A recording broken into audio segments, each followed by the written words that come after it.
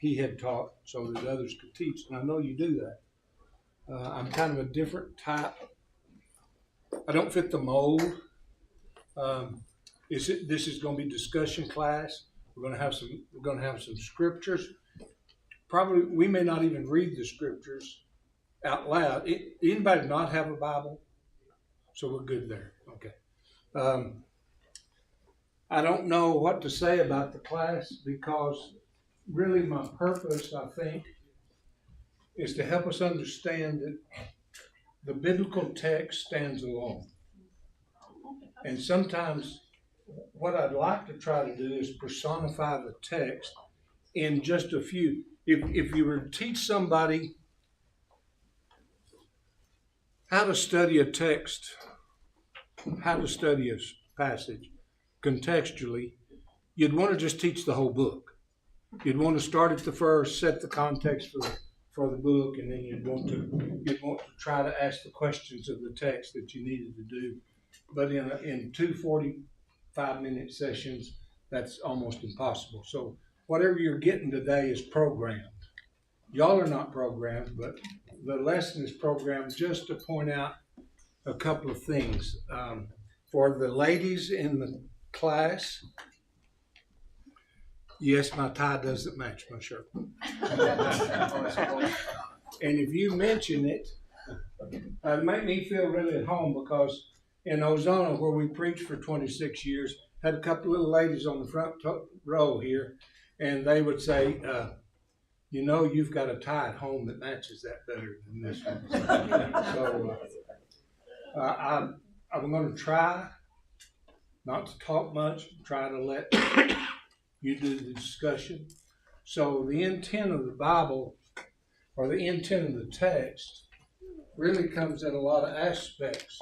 So what I want to talk about today is that the text is really to initiate conversation between the author and the recipient.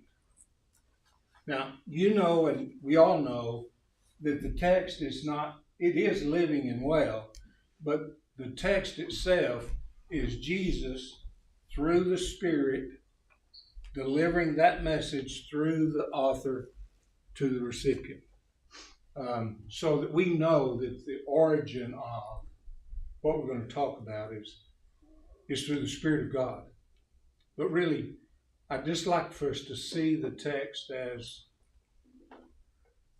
as an entity in itself, or even maybe personify it in a way that you're friends with the text, that you can ask the text questions and perhaps you can get the answers. You may not know what questions to ask in the beginning.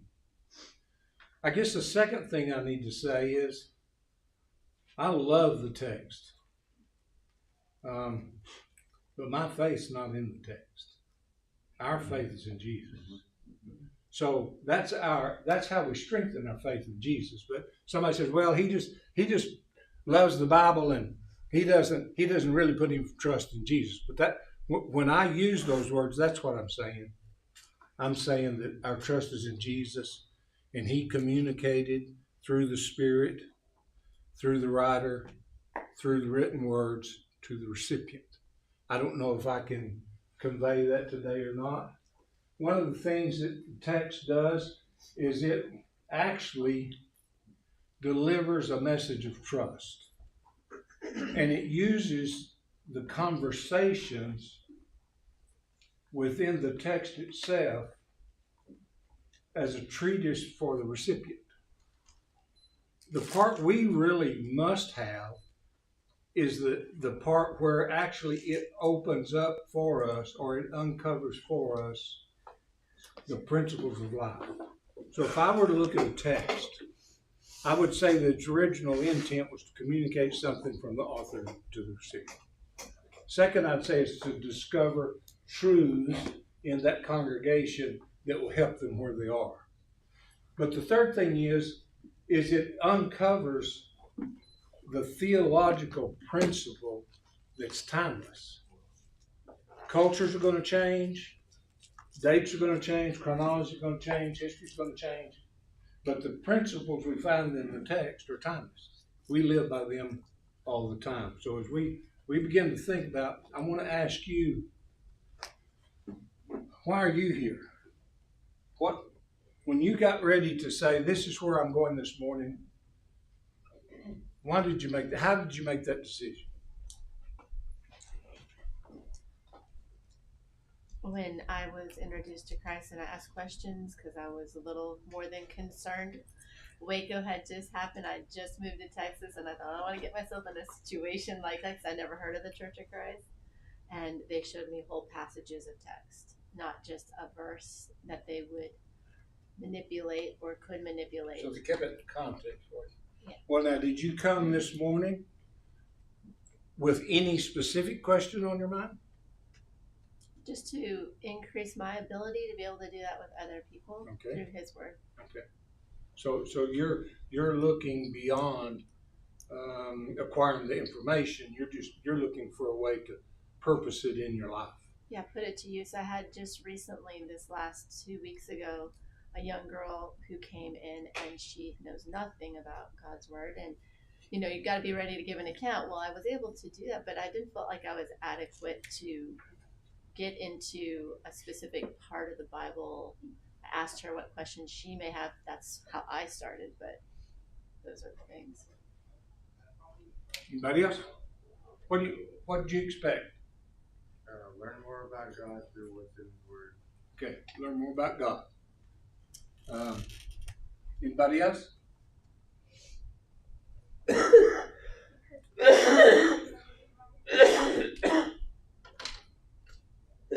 Anyone? Just to learn how to understand the context, learn how it applies to us. Okay. Because in our congregations we have so many ideas about You're right. You're right. what it says, and I'd like to be a little more sure. Okay. To learn about the context, or how to find the context. Which is interpretation of it. Is that the same? Interpretation. Understanding.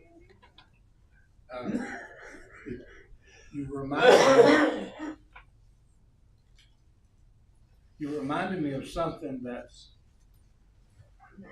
really not tied to the lesson, but it's real. Is that your biblical text in English has already been interpreted once. Mm-hmm. So whatever we're reading is an interpretation. And that's the reason we need to let the whole context speak to us. Yes, sir. We have 3 generations in my home, and a question came up in the last 2 weeks, which made me think I should come here. And it has to do with Galatians 3:16 and 19, indicating something I'd never seen in the text, and that was that as we study scheme of redemption, promises were not just made to Abraham and his descendants, etc., but also to Jesus. What were the promises God gave to Jesus? Oh, so we can have a lot of discussion on it. See what you can do. So with you, it's a generational. There is that. It's a generation. You know, we're not smart enough to answer our kids' questions. I don't know if you know that, because they're gathering questions from podcasts. They use a different and language. social Just media. say it. They're not really as text oriented as, you know, probably if some that are around my age, if we were in a Bible class, we'd all have the same questions. But when you're in a Bible class with our new generations, they have different questions. And sometimes we're inadequate. My response don't let on their comments, you have a text for that. Yeah. Okay. And we do. Sometimes we misuse them. I'm worried about where they get their perception from. You're right. Anybody have a specific question about text that you thought?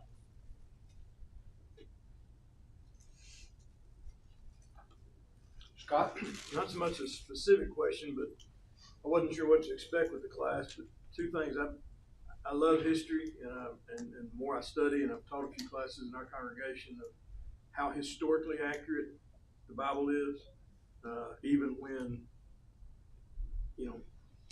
everybody says it's not, and then archaeology ends up proving that it was, much to their dismay. But also, we've got some discussions, and I know they're going on in other places, of which translation is the right one, and more importantly, some say some is wrong. And so kind of my question or my hope or my interest, I guess, in this is, what do we get from that? These different, I think all of the interpretations are valid to a certain extent. All of them are also wrong to a certain extent.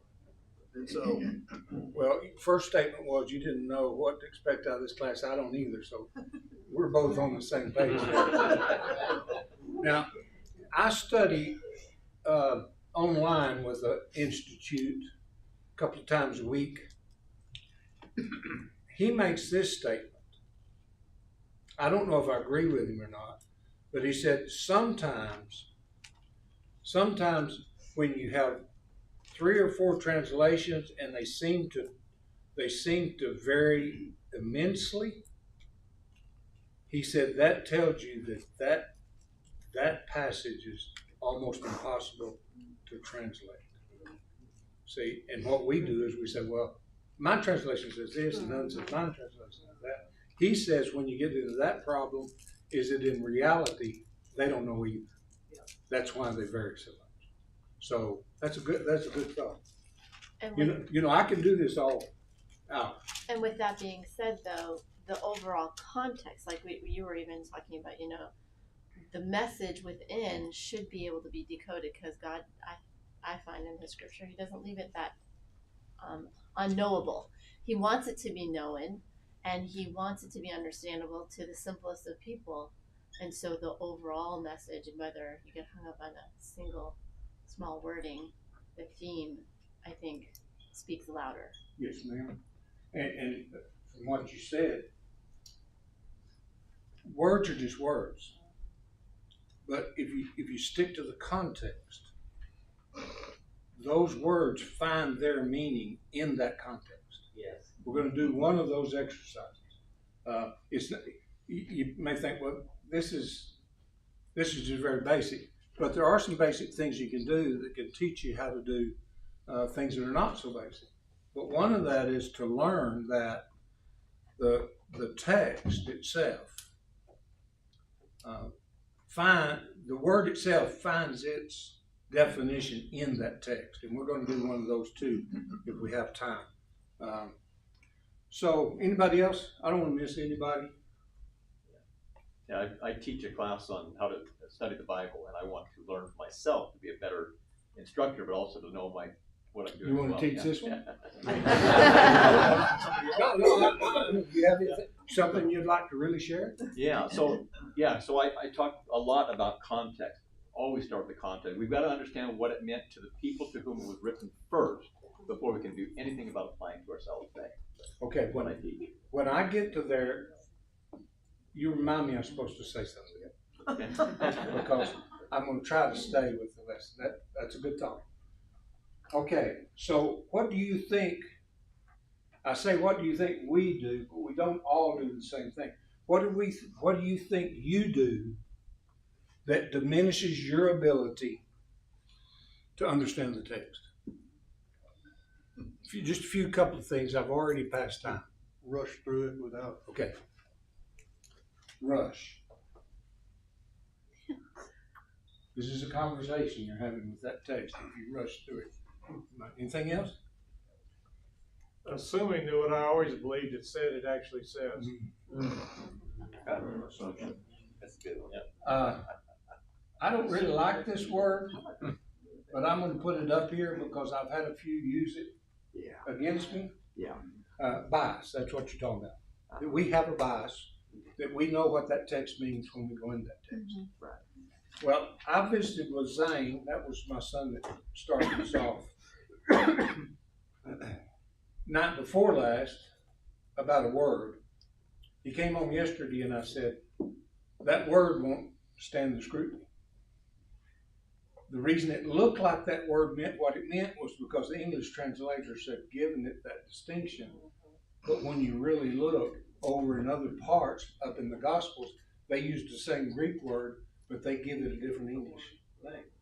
And so we may think we know something, and then when you really get to scrutinizing it, it doesn't say what you thought it said. Somebody had their hand up. Along those lines, the unfamiliarity with the language in which the text was originally written. Just to your point about, they translated here, the word here this way, but they translated here another way. So an unfamiliarity with what the word was, and to find out what it meant back in the day. Okay, now I don't want to put words in your mouth. Are you saying that we need to always go to the? Well, if you have a workable knowledge or access to what the words in Greek that was written there, or the Hebrew or the Aramaic, whatever language the text was originally written in, if you have access to what the word meant then, will give you a better understanding of what you're reading now, what the intent of the text was. Of course, we know we all can't know the language. I was thinking as he was talking, not just the word, but the culture that word was given to. See, there's a different thing to that. We're doing reading through the Bible and Old Testament. I spend a lot of time in the New Testament after becoming a Christian, which is wonderful, but there's so much more depth of understanding of the New Testament and you understand more of the Old Testament. So seeing all of Scripture, if we're studying the Bible just in this New Testament realm only, I think we miss a lot. You got a lot of good comments. Well, that's good because I have a tendency to talk too much. Nobody can talk to me. You trigger things in my mind. One of my great thoughts is that when I'm reading in the New Testament and I see italicized or in all caps something from the Old Testament, my mind says, well, that's from the Old Testament, and I just keep going. That word and that conversation that writer brought over from the Old Testament, it has its own context. Mm-hmm. And so even though I study continually in the context of the New Testament, I forget to go back and pick that up in the Old Testament because he may be speaking out of a context that clarifies what we're studying in the New Testament. Yes, ma'am. Okay, I grew up in the church. And I had a grandfather who was not highly educated, but he knew the Bible well. And two things I think are important as I've been listening here to comments. One, that he said, trying to read and understand the New Testament without the Old is like looking at the answer before you know what the problem is. I'm a math teacher. If I just gave you the back of the book answers, you wouldn't have a clue what those meant. That's right. And so we have to have the Old Testament to understand the New. The other thing that I'm noticing in some of the comments is that of the context, the local context, the cultural context, the context of the people that it was written to. Amen to that. But we also have the overall context of the scripture that God introduced in his eternal purpose that he purposed in Christ Jesus. So everything that we interpret in the Old or New Testament needs to be under that big umbrella too. Yes. Okay. Yes, ma'am. I think that applies to what you said at the beginning was the text and Jesus. And we missed about 5 or 10 minutes of your class, so thank you. Well, I have to hate to tell you, as old as I am, I forgot what I said in the beginning. But you're right. That's why in Peter it said, before the foundation of the world, he was seen as the Lamb slain. See, those are not our words; those are God's words. But could I just add a You little can bit? say I've read some things from some of our brethren who you should are quit trying, that. Yeah, I probably shouldn't have. Who are trying to say that so many things in the Old Testament that we see as prophesied of Christ and so on really didn't, since the Jews didn't understand it that way, then we shouldn't understand it as talking about Christ. And Well, I've seen our The brethren next shoe say may that. be, maybe they did understand. Yeah. Maybe we think they didn't They understand. didn't understand. You know, they may have understood more. Especially when you get into Moses, said he denied the riches. I mean, he denied the riches of Egypt for Christ. Well, did he not understand? So maybe we're the ones that cripple our own ideas when we start. Here's a flip side of that coin, and we won't take as much time because I bet we're about out of time. And I've got hours of stuff.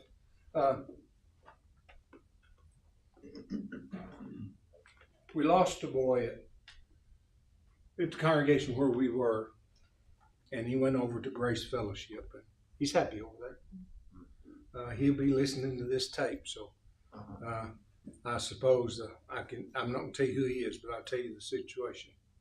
One of the things that discouraged him about the church was there was never time to ask questions that they didn't want asked.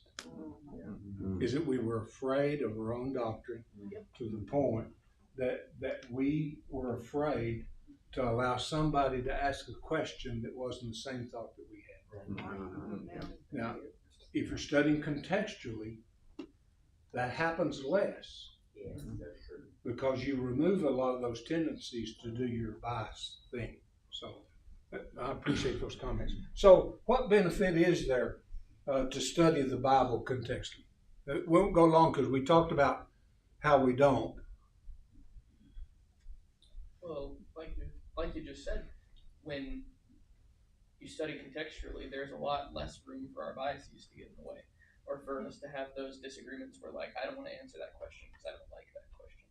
Because it's more like you're applying those words the way they were applied to those people to you. And so it kind of takes out the, like, I don't want to say the personal investment, but like your need to be right about it. It kind of takes that away. That's right. It's just cause and effect. This is my grandson.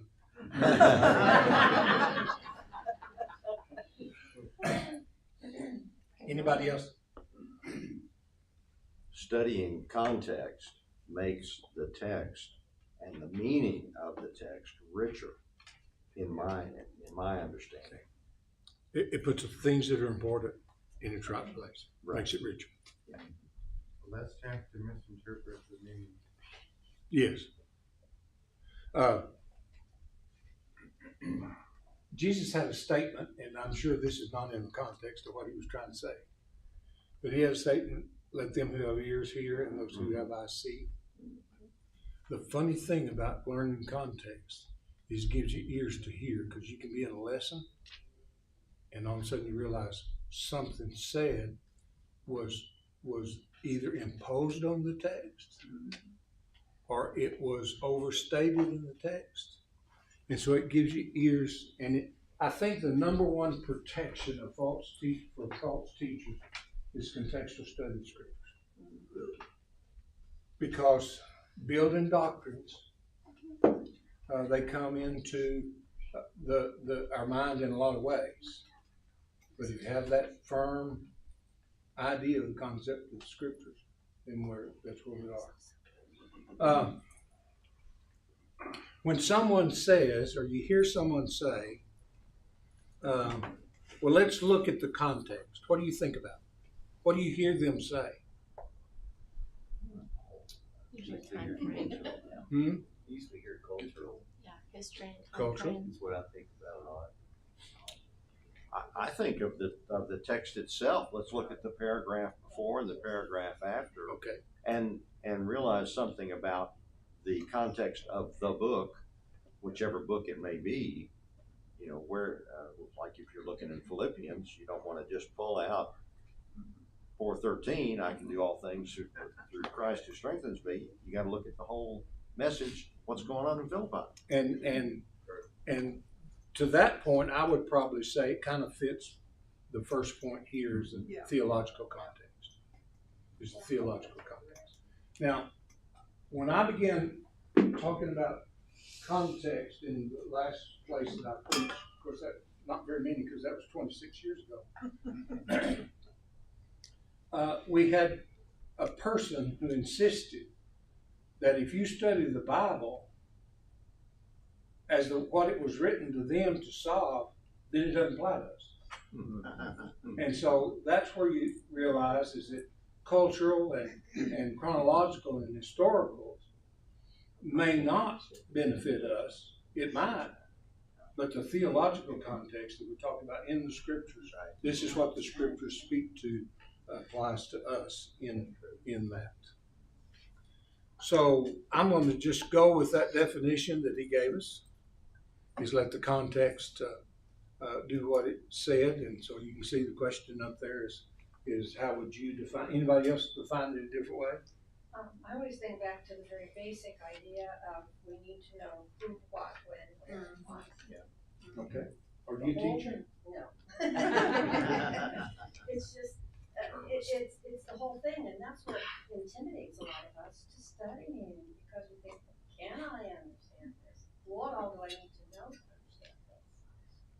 Yeah, but even those who teach us, or even teaching a class, don't underestimate your audience. I committed to being a discussion Bible class teacher before I actually started to think about preaching. And my understanding is that y'all already know more about the Bible than I know. And all we've got to do is find triggers. That's not a good word for today, but find triggers that bring those thoughts and memories back. And so collectively, you're going to hear something that sparks the thought in someone else. So really,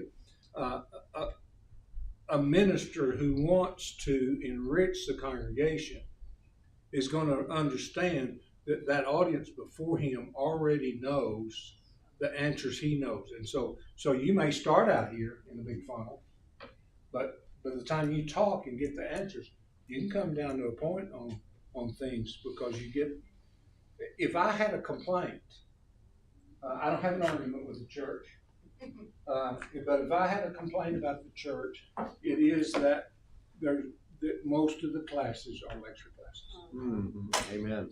Because if I just prepare a yearly calendar for sermons, I don't know what went on in your life last week.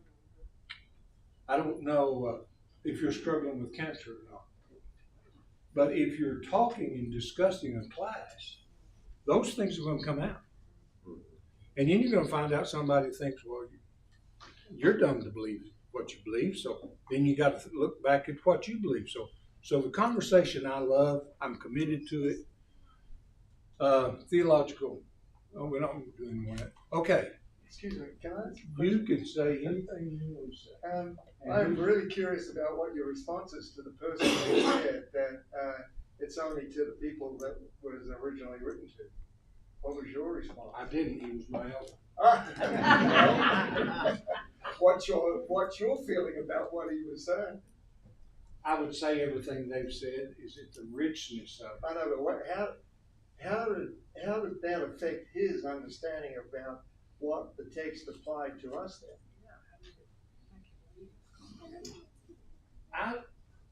Application. Yes, How did he I think apply? if I try it, now I may be unfair to him, but I think if I understood where he was coming from, is that his concept was that it took the whole of Scripture tied and looped and chained together to make your point, and that you just couldn't make a point out of context. Now, and I would call his concept was maybe concordance preaching. Is you look at all the words, all the verses that use the word perfect, and you string all those together and you come out with the final answer. But apparently 1 Corinthians uses the word perfect different than the book of Hebrews does. Because it is in the context of immaturity in Corinthians, it's in the context of going in the presence of God in Hebrews. So I don't know. I don't. It's probably not even fair to have mentioned that, but that was very intriguing.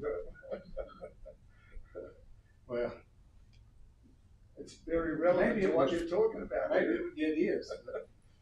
Okay, what theological principle do you find in?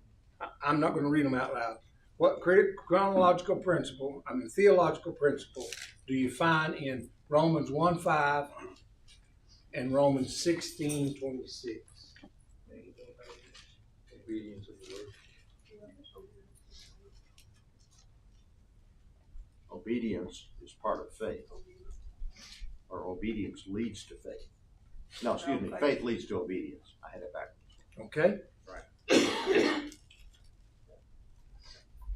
And it's for everyone. Faith leads to obedience. Somebody else? What is the theological principle in Romans chapter 1, verse 5 and 6, and Romans chapter 16, verse 26?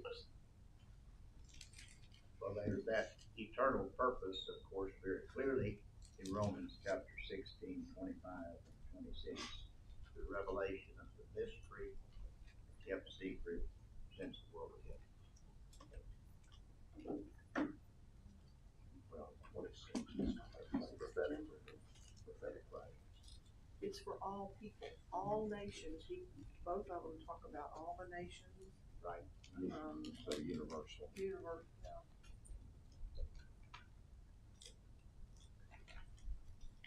Any other thought about? So is there something in either one of those verses that identifies exactly what you're talking about?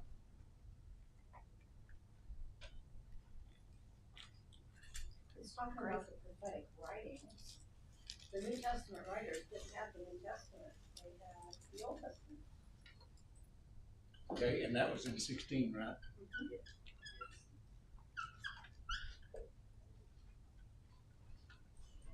Anyone else? Isn't this Jesus died once for all? This is not, just for the Jews, but it's for the Gentiles as well. Everybody has the opportunity to be saved by what Jesus Christ did for us on the cross. Amen. But you have to know the message, the true message, in order to find obedience to faith, because they both talk about the grace and apostleship to bring about.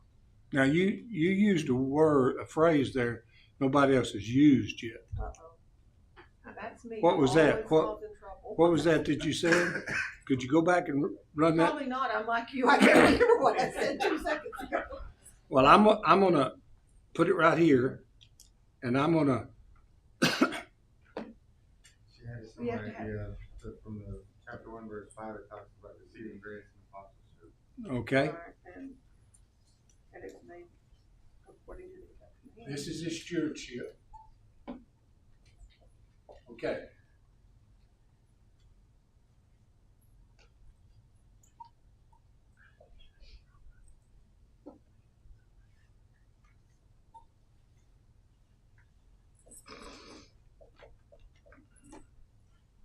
Is that not what you said? Obedience of faith? Uh-huh. I'll use it. Yeah. Could you define for me, let's see, what did I do? Turn that.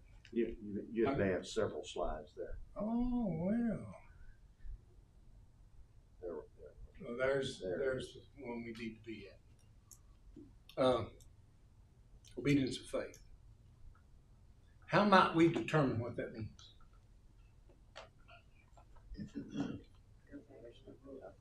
By what they did. You said that.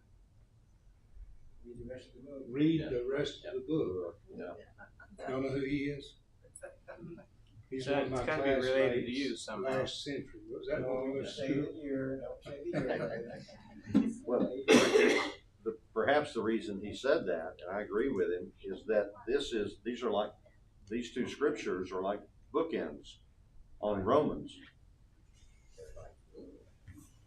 Okay. They both have the same phrase, right? They do.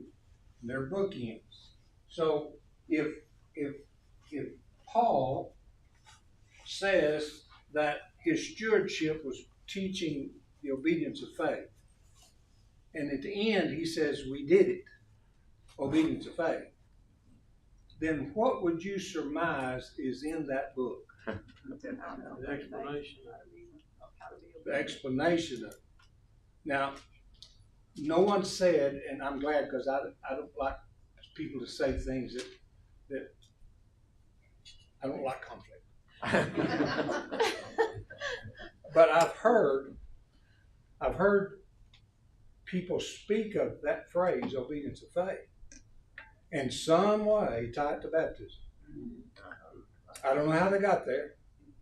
They got it in some other book, somewhere else. Now they might have got it out of chapter 6 of Romans, but that's not the point.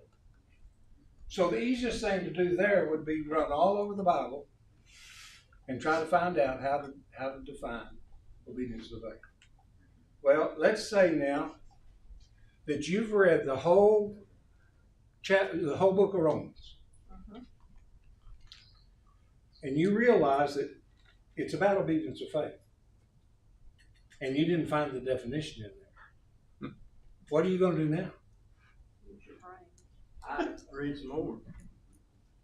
I think you'd have to read more of the author's writing in other places to see what he says about it in other places. I like conflict, but I'm not going to let you go there. I mean, I don't like it. Would anybody want to support him? I'll support it. You'll support it. I want to go back to the Gospels and see what Jesus said and demonstrated what the obedience of faith was. Okay. Why would chapter 6 not be a part of that? Exactly what that's talking about there. It's right in the context. It would be a part It of it. is. It is. It is. Yeah. It's in the context, but it doesn't really define for you what obedience of faith is. And I was just kidding you. Who said that about going there? Scott did that. Wonder why I remember your name and nobody else. But Paul's readers of Romans didn't have all those other scriptures to go look at. Okay. Why can't they find the answer in Romans? Okay.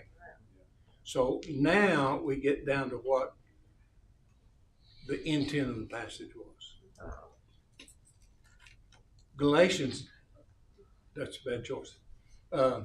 Thessalonians didn't have that intent. That wasn't the theological process in Galatians. So we're going to have to ask the passage question.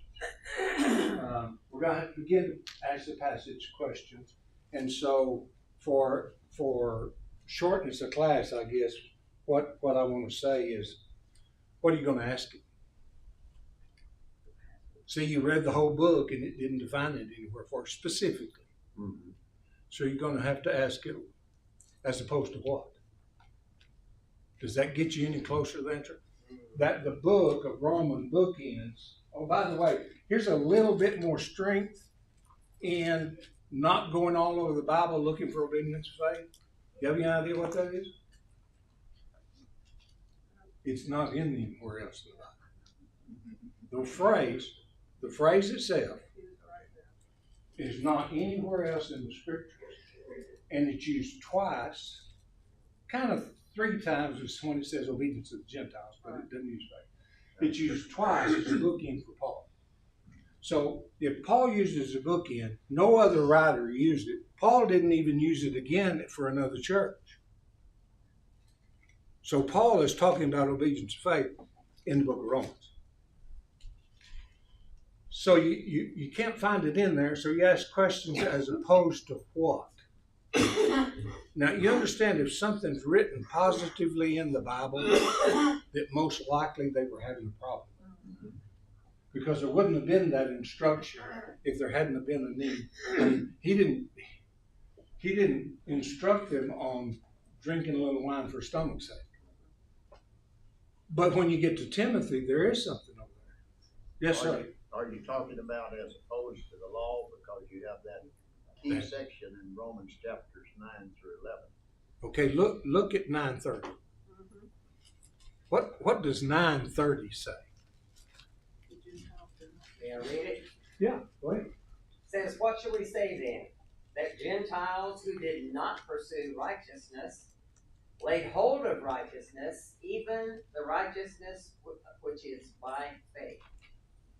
And then skip over to Romans 3:27, 29.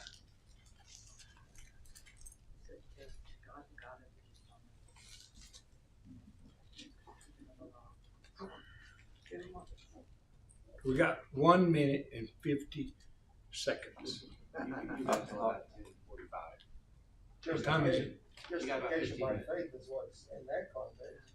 And that ties in with the fact, Romans 1:16, for I'm not ashamed of the gospel, of salvation to everyone who believes, to the Jew first and to the Greek.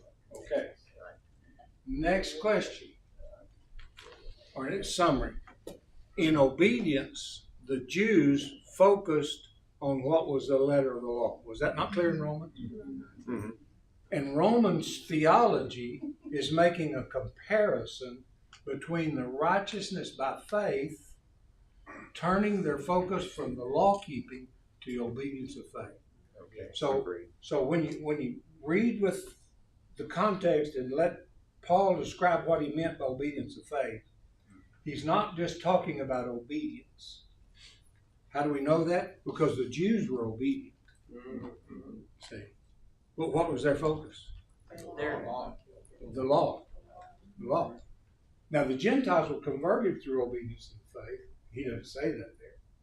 And so when Paul bookends this book, you'd imagine that what he's going to talk to the Romans about is that they need to quit viewing their works as duty or obedience to the law itself, but get it right and get it obedient from the heart or from faith.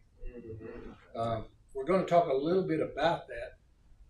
Let's see what I got in the chronological context. So, anybody want to sum up? Okay. If you read on in chapter 9, it says that Israel stumbled on trying to follow the law rather than trying to follow faith. Yes. Yes. So, now there's other things in Romans, but it's going to be caused by other things, other incidents. But that's the answer right there. That's what Paul's trying to do with the theological concept. So, regardless of the time, the chronology, regardless of the history, and regardless of the culture, what thing can you count on that is timeless? That you put your faith in God, your obedience of faith in God. That's timeless. So it doesn't matter whether we were in the Roman book. It doesn't matter where it was just written to them. Because the theological principle is the same. Now there's others there. I was thinking about it's not fair for me to go on. Class is dismissed. Next time. And you're right about Romans 6. It does. But you have to understand, it didn't fit the teacher's point. Right? Because you can be too right, but if it doesn't fit in the teacher's slide presentation, it doesn't get into consideration. We'll continue next Tomorrow morning.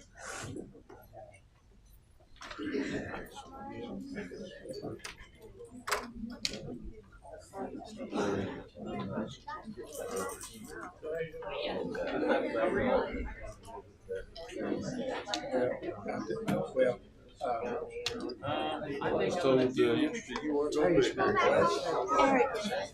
That's what your name is Paul. I understood. I was talking to Jim. Oh, yeah. He said he was invited y'all to come because something there. I got neither one of you.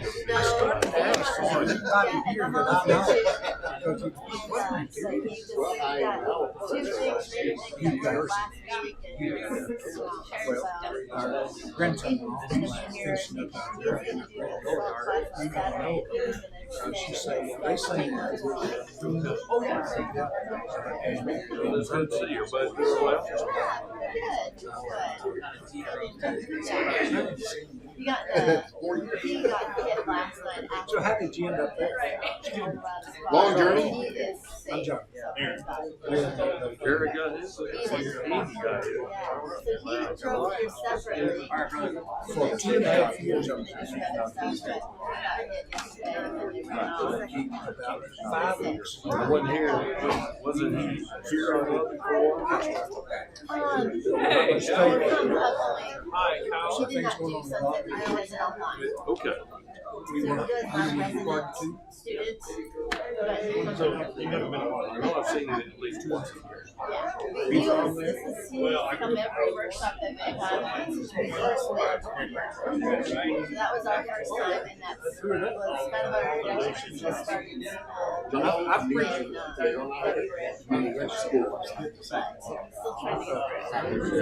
I preached it. Is he living down there with you guys? Yeah, he's living in La Paz and San Antonio back and forth. My mom, my stepdad passed away. Helping with the transition of all that. So it helps you feel a little more independent too, maybe. My mom is a lot more relaxed. A lot more relaxed. He's a fine young man. Been around with him, and he's got a good heart. I know that. Every time you think about it, for him, that he gets that self discipline to do what he really wants. Yeah. You know, the day-to-day life walks him up every day. I'm like, oh, what if you see that tomorrow? Oh. That sounds like a man deal. Good to see you, sir. Did you put this together? Come over so out.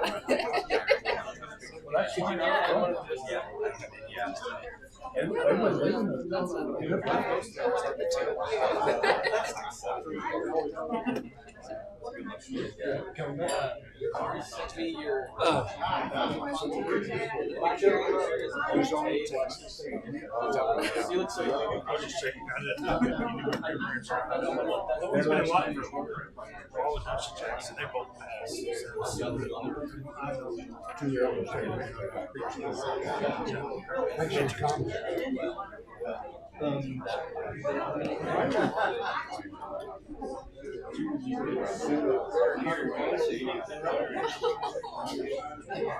Glad you came. I'll try to come tomorrow. What did you teach me on Saturday? Here's what I did. Emotional intelligence for leaders. I use theological how to train legislators. What time? It'd be 9 o'clock and 10 o'clock.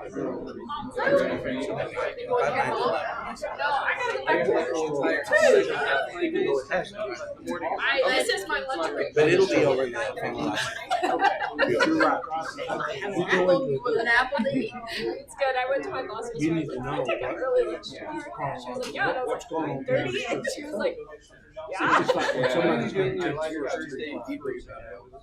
We have not decided to start this out yet. We will let you know. Let us know when you do. We really like okay. We need to get back to it. Because they have elders. So, but that, you're exactly We actually are looking You've got to a few consider couples all that of want to those. do some marriage mentoring And one I stuff. might So, even add so to we it, may but do I'm it not just sure couples, if so they you're all to would fit in still. is the idea of literary. And I will not be there. You know, It's okay. poetry. It's fine. Is there any Okay, are your friends still trying to find you metaphors? Is there something? Okay. But I can't speak for literary. They don't know you. I think you're right. I think you gotta have them all. Yeah, I think that's. I told them. And I'm just gonna point one at a time. Are you live here? It's fine. Tomorrow I can go. He may struggle already. No, because he goes until he's better. He's missing. There's 4 points. And he only got 1. And it stresses That's why his classes will last 6 months. It stresses me out. No, it's good. What did you hear? You don't have to know scripture preserved. Yeah. Oh, that's good. All right, I'll see you guys in a minute. And you know, one of the things that comes out of that, when Paul was writing it, there were all Gentiles in the church. And here come these Jews back, and they were beginning to make the law. So, is that all in and out? Wrong. And so, guess what? The Jews started getting back. I didn't point you out to my granddaughter. That's all right. But if I did, I'd thought you'd probably marry me. Right? Yeah, that's a different Thanks granddaughter. for coming. Thanks for letting us. That's my downfall. Well, when I talked about Northwest, I put my finger. Oh, did you? That guy asked me, he was I'm not law, he was Apache. And, Apache? But he said, this is the way, you've heard of open mics, huh? Yeah. That's the way they trap you up, is to get an open mic and blast it. But he told me just let it run and they would cut it. But you don't want to say anything negative. When I was talking, when I asked that boy, Fernando, he's from Guatemala City. Really? And I asked him, I said, what do you think of Roberto? So I had to cover up. Because, you know, people find out. They do. So, you think new in marriage? I'm gonna go back to work. Okay. Oh. Thanks for coming. We'll see This you. is my lunch break. Oh, okay. I just took it really early. We'll see you later. Yeah, I'll be. Nothing new. I'll be there just for dinner old tonight. things I'm get all better. Okay. I'm excited about you. About living. Let me take care. Because notice that they're difficult. It's amazing. I hope you're not exhausted from her. She's energizing. Is she? Well, we were talking last night with Tay about the ability to assimilate into one family. And you have the ability to do that with Clarice better than anybody. She can live in church. Hi there, I'm Gary. Gary Fallis, and where you from?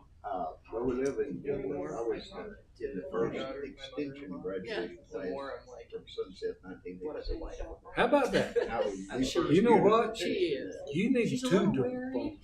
To do that and work for a living too? That's enough. That's enough, Lady Clarice. That's enough. But yeah, she's smart. She is. She had a. I was talking to her the other day. We went out to kill But we're talking about I tell you, how the church. but I'm telling you, it takes discipline the original to study church that long. That followed It was all the original. It was all Just discussion about all the based. original. Yes. Instead of like dude on pulpit talking. And All like that. so Sermon is not in the Bible. No, it's not. And so it's like we talked a Do lot you about know that for like 2 hours. RB's son? She has a talent of talking about things. And I think she probably could explain it naturally. He talks a lot about what's going to happen in America. So she's going to talk about it till she gets Politically. And she'll like restate he's the same right. thing in different Yeah, words yeah. a lot. And that's We nice went sometimes about because 3 or 4 years ago. she's definitely in their sunset had very a meeting there, you know, for don't let this out. and went by and that's the first met her. Richard, I was preaching in Louisiana, he came down. A hard time in Northwest. And, We're meeting he'd in. been in Japan, you know, all those years. Larry, We Adrian, had a and tub, he'd get in the tub and stay there an hour, he said he learned that in Japan, it wasn't really good. Hot water. And we just let it, we just take a shower and get out. Oh, yeah, yeah. to discussing. Yeah, Richard was really, he was a dynamic teacher. Richard never wanted to be here. And he'd always say, well, you know, he said, training preachers to just preach is not where the work really is. It's down on the ground, building up people. And so one of the students asked him, so what do you here for? He said, this is where people because how many people could he come in contact that wanted to preach? I don't know. So since the people were here, that's right. His son, Richard, worked for me when he was 18. Yes. See, this is my home congregation. And he does it over. Yeah. We moved here when I was about 8th grade. Is that? Yeah, well, when we when moved here, they just finished what we call a new auditorium, but it's not this auditorium. But sometimes whenever you think something's true, It's got all kinds of gossip. When I talk bad about people, I cover them up. Okay, that's good. Yeah. We can even edit that. See, that's what's wrong happening. Well, don't give it to anybody else. Our son's See, name you can't is. just go there. No, you don't have to take anything. We said. Give it to some of Yeah, us. and most of them now are paraphrased. And then Or they're just, this is right, we kind of think this is, so we're gonna do that. So you have to be really You know, careful. that's my daughter-in-law too. Is she's a paper. Go back. Did you know that? Translated from the Greek. Yeah, she's teaching that class. And there's 2 or 3 out there. The boy that introduced me, he married into the Payton family, but it's the Payton family that didn't ever associate with Sunset. They were in Dominican Republic, they were in Costa Rica, and they do. Well, we got, Oh, you we're a got little to bit change. late, we tried not. I'm fine. That's all right. I'm good.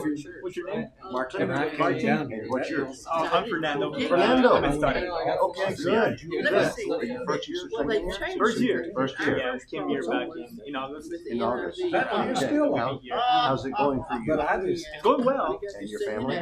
No, well, I'm from Guatemala. You're from Guatemala. And my family is, well, actually they are in Oklahoma City. Okay. So sometimes I go Uh-huh. visit with them. Right. But we'll be here for a while. Gave it to Okay, them. so you're here by yourself pretty much. Yeah. Most of the time.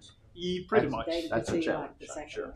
It's it's They interesting because Yeah, God yeah. works in ways that Mhm. sometimes we don't get. That's right. But He always has something better in store for everybody, Good. and that's the case for me. Walk by it. He's being great. Teachers of What is your junior high, high goal? school, Is it to return to Guatemala or?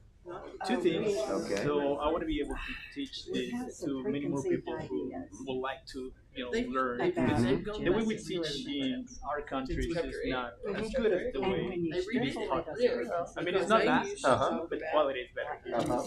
And especially, I would love to go to those And countries in where terms the of gospel has I to be was preached. reading something that Yeah, where people really need to hear the gospel. very And important. The way they doing some use mission it, I work would is really what I'm into. And It may be really well. You're from They make you No, manage to. we live in That Wyoming, was a funny state of Wyoming. We live Scriptures. at my Here, wife's there. house, which is up by Yellowstone Park. Perhaps you've heard of Yellowstone National Park. No, that's not. So we live pretty Because close we to that. have something here and then we bring I'm not an evangelist, whether but it's love serving God. God put Adam and I Eve enjoy teaching. Oh, you live teaching? Yeah, I didn't know do they some changed class translations teaching. once they have Yeah, the Bible. Well, she they do. And then you came here That's good alone. knowledge to have. No, my Yeah. wife is with me. Yeah. She's in a different class. Oh, we've So, been with and we have been coming pretty regularly. We came last year. But you have to watch it. We came, I Because think, I got. Where do you get your books? I think we Where do you sell came, them? It was over here. published As in, well. At the store. Yeah, yeah. Well, this Maybe is, your we person didn't have may any need more to ask time. questions to you. We take But I think we We said take there was a year or two that the- didn't come. Yeah. the saying that They changed the word. I would love to Satan get will to know bruise more his about what you heel guys and do he will because bruise his head. we're That's a trying to do metaphor. ministry. We don't so think I it's always Satan love ever hearing Jesus advice Christ. from Or people, means. Maybe that's how not they what that do means. it. So we Why can don't apply we use it the to, verse above that where Satan what we are will trying to bruise his do. head? Why do we not So do I want that? to talk to you. Let me just. Okay. See, we believe that Okay, is go true. ahead. But you're But gonna this be one this is class. not. I'll be ready. So, but Yeah. there's nothing in the text to say. You know, John. Oh, yeah. He's learned the concept. Ready, at least start. Yeah, it's on We logos. do donate these to mission And works you can, all like that. even I just want to get. We just had love is a copy. First, the books in Spanish. For which the love is used in Just there. started For to Leo. come by and we Oh, are they having class in here again? you know, Zane, Yeah. this is 23 A little years. bit. Okay, bye. We'll see you later. I just Okay. want to get the word out. Yeah, they got a class. We can add They it. do. I want you to make some. John, I raced your board. Well, that's good. Well, So how? you know, What's your story? Why are you at Central? Okay. that's a good question. Did you go to school here? No, I didn't. I grew up here. I went to church here when I was converted in the campus ministry here in 1982. Okay. So, What do you think? Fernando got time? yeah. I got to get his whole story. So, no, I've been in ministry 38 years. It wrote me to come and maybe experience would be of value to these young men. We'll see. We'll see. They're having me teach primary and practical ministry course. So I'm going to teach a short course in conflict resolution next We month. got some preachers. And now I'm going to teach them how to do ministry if we can. Oh, you're good. You're good. I got mine already. You teaching this? Yes, sir. John, Matt set this up for you.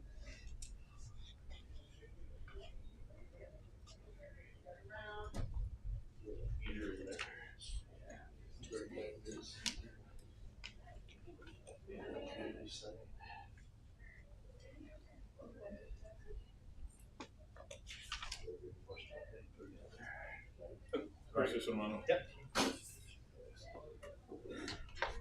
Anything you need looking at?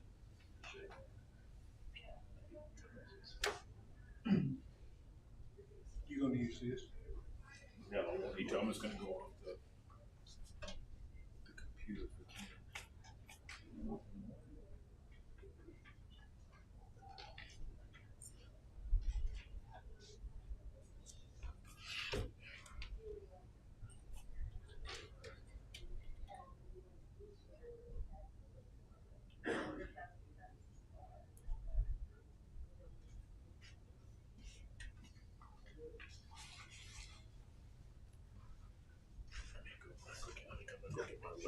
I'll get out of your way. No, you're good.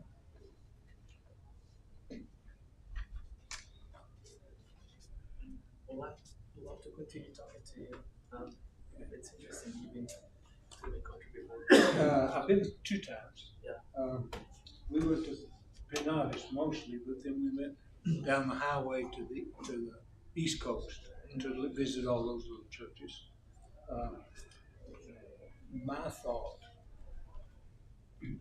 about Roberto's a lovely person. He and Mark both, and they're devoted and dedicated. He's got so much money that it really is a temptation. It is. And you know, those brethren don't like that. But he has elders, and they do good. And he's the director of the Beacon. Yeah. Too. My father used to work for you. Oh, really? We used to work for you 11 years. And So are you going back? so at this point, I would love to go back to teach and help congregations there, but I also want to go preach the gospel some other countries where it hasn't been preached, because there is a huge need. Now, I understand in the beginning, when Roberto started that most of the work had been done on the west side. Yeah. It has. One of the things that is so amazing about Guatemala, you know, of course, you know this, that on any highway here in town, you got Guatemalans hauling trucks and cars down. You can't imagine why until you see that road come through town. I mean, it's bumper to bumper from coast to coast. It's just amazing. I said that. I'm not very humble, I guess. Get out of your way. Oh, you're good. You're not hurt that thing. You got quite a bit of thermal. Yeah. He's one of my first keepers. People that keep him around.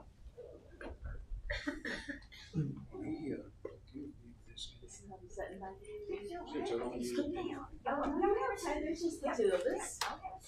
All right.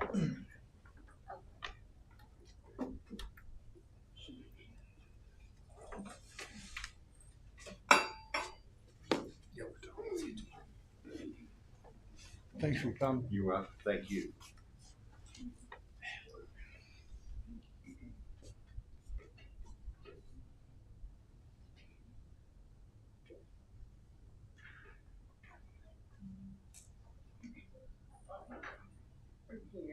Okay, what about you?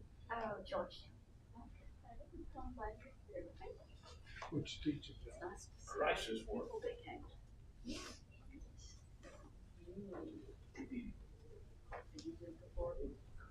This is my first time. I've come with friends that have been here several times, but this is my first time.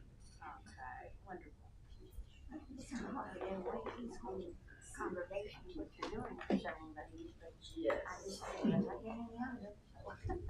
Well, I'm glad to hear it. The color changed.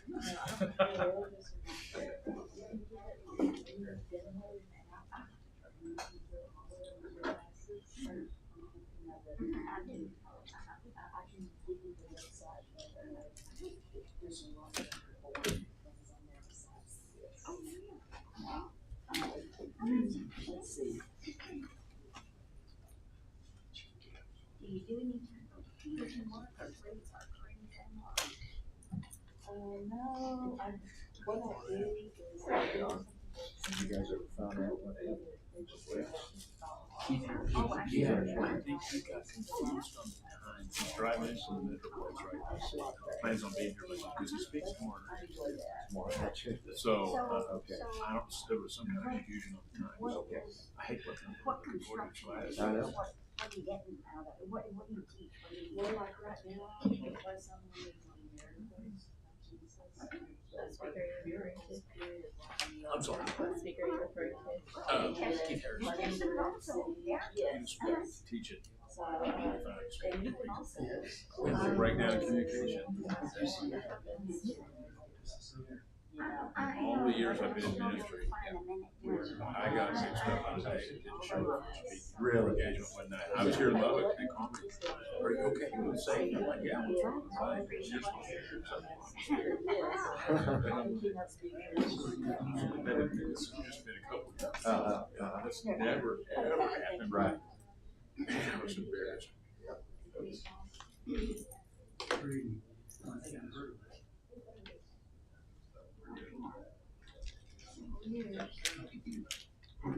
So you're on the faculty here? I'm the freshman. I just joined the faculty. I moved here in May. In May. I started in August. Yes, sir. So they hired me primarily to rewrite and teach practical music. Okay. Good. So I'm writing some courses. That's been my main assignment. I'm teaching a little bit this year, but my main assignment is writing courses. So It's all good. I've been glued to a computer pretty much 24/7. I mean, I've got to get my classes for next year. So That's great. And then the students. Oh, I don't have to worry about something. How much teaching? I'm gonna show you what it looks they'll have me.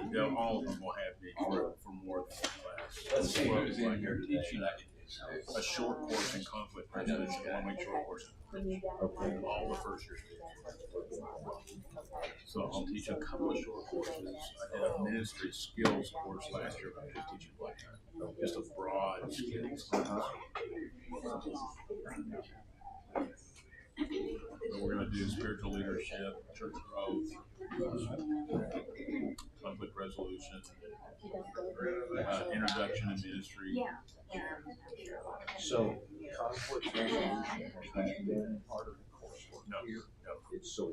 I think it's been incorporated in this courses as just a little part. I'm gonna do a full have a group of ministers doing panel discussions, seasoned guys. So I actually it's nice. I would say we think they'd be able to grab that chair. Nobody knows. So walking around the lottery, you don't that's an excuse. Yes, yes, yes. There's conflict. And we'll hit on. Tell your wife on you're being lazy. Well, when I teach in this classroom, this chair is always down here. And if it's a really small. Yeah, there is a conflict in the Bible. Throughout the whole hour. I guess I was just, I didn't grow up in the church, and I had this very Pollyanna view of Christians because I thought they were so much better than what I grew up in, that I just thought when I got to school that it would be even some of my instructors said, you got this going, oh, they're stretching. So when I was in high school, and I have to say that when I was in the youth program, I didn't go to church for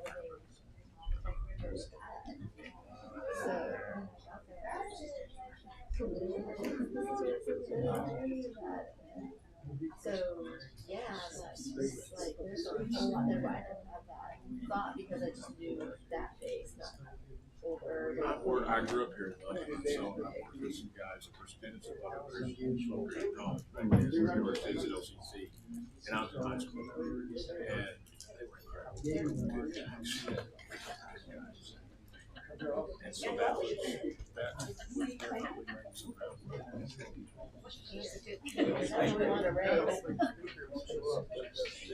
I was wondering if I should say, no, it's what can we talk about so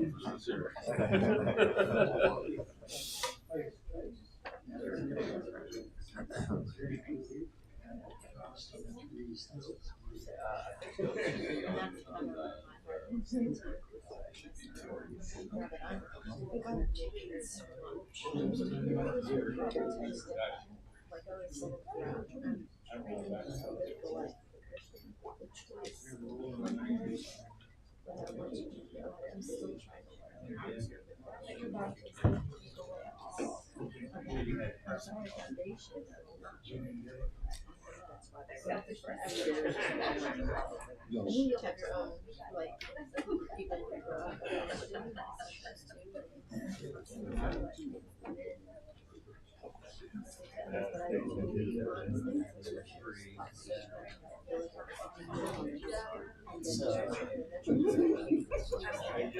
let's get some more Twitter.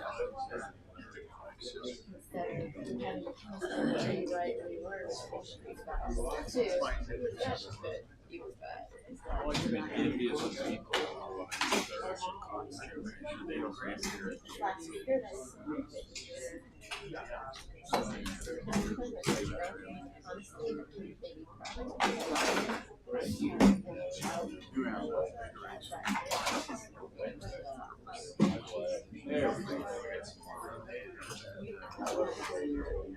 Okay, 2-minute warning.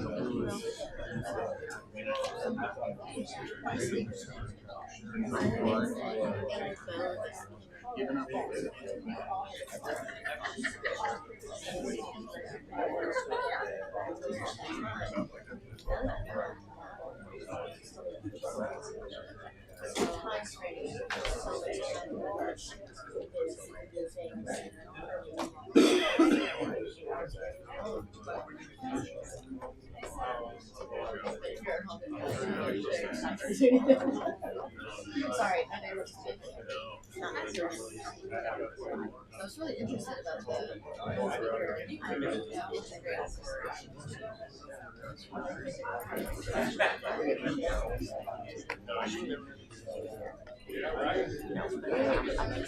Okay, 1 minute warning, everybody.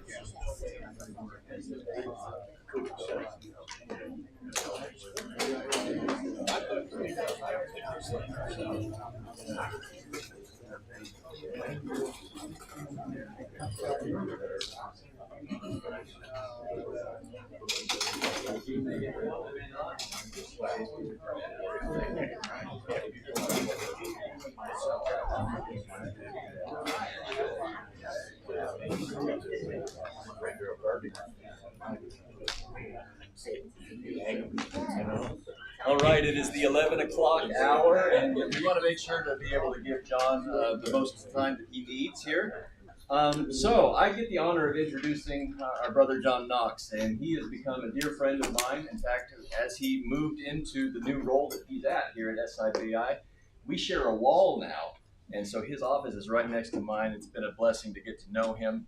I'm just going to read over his bio really quickly to give you an introduction of this great man, and you're in for a treat here in just a moment. John Knox serves as Dean of Ministry Training for SIBI. He earned his BA degree in Speech Communications from Lubbock Christian University. He additionally holds master's degrees in Biblical and Related Studies and Clinical Mental Health Counseling. His Doctor of Ministry degree focused on crisis ministry. Before joining the faculty at SIBI in 2024, he served churches in ministry roles for 37 years. He has a special interest in crisis ministry, serving as law enforcement chaplain for 34 years. He's got some great stories. I hope he shares some of those with you today. He is currently serving on the crisis team for the Lubbock Police Department.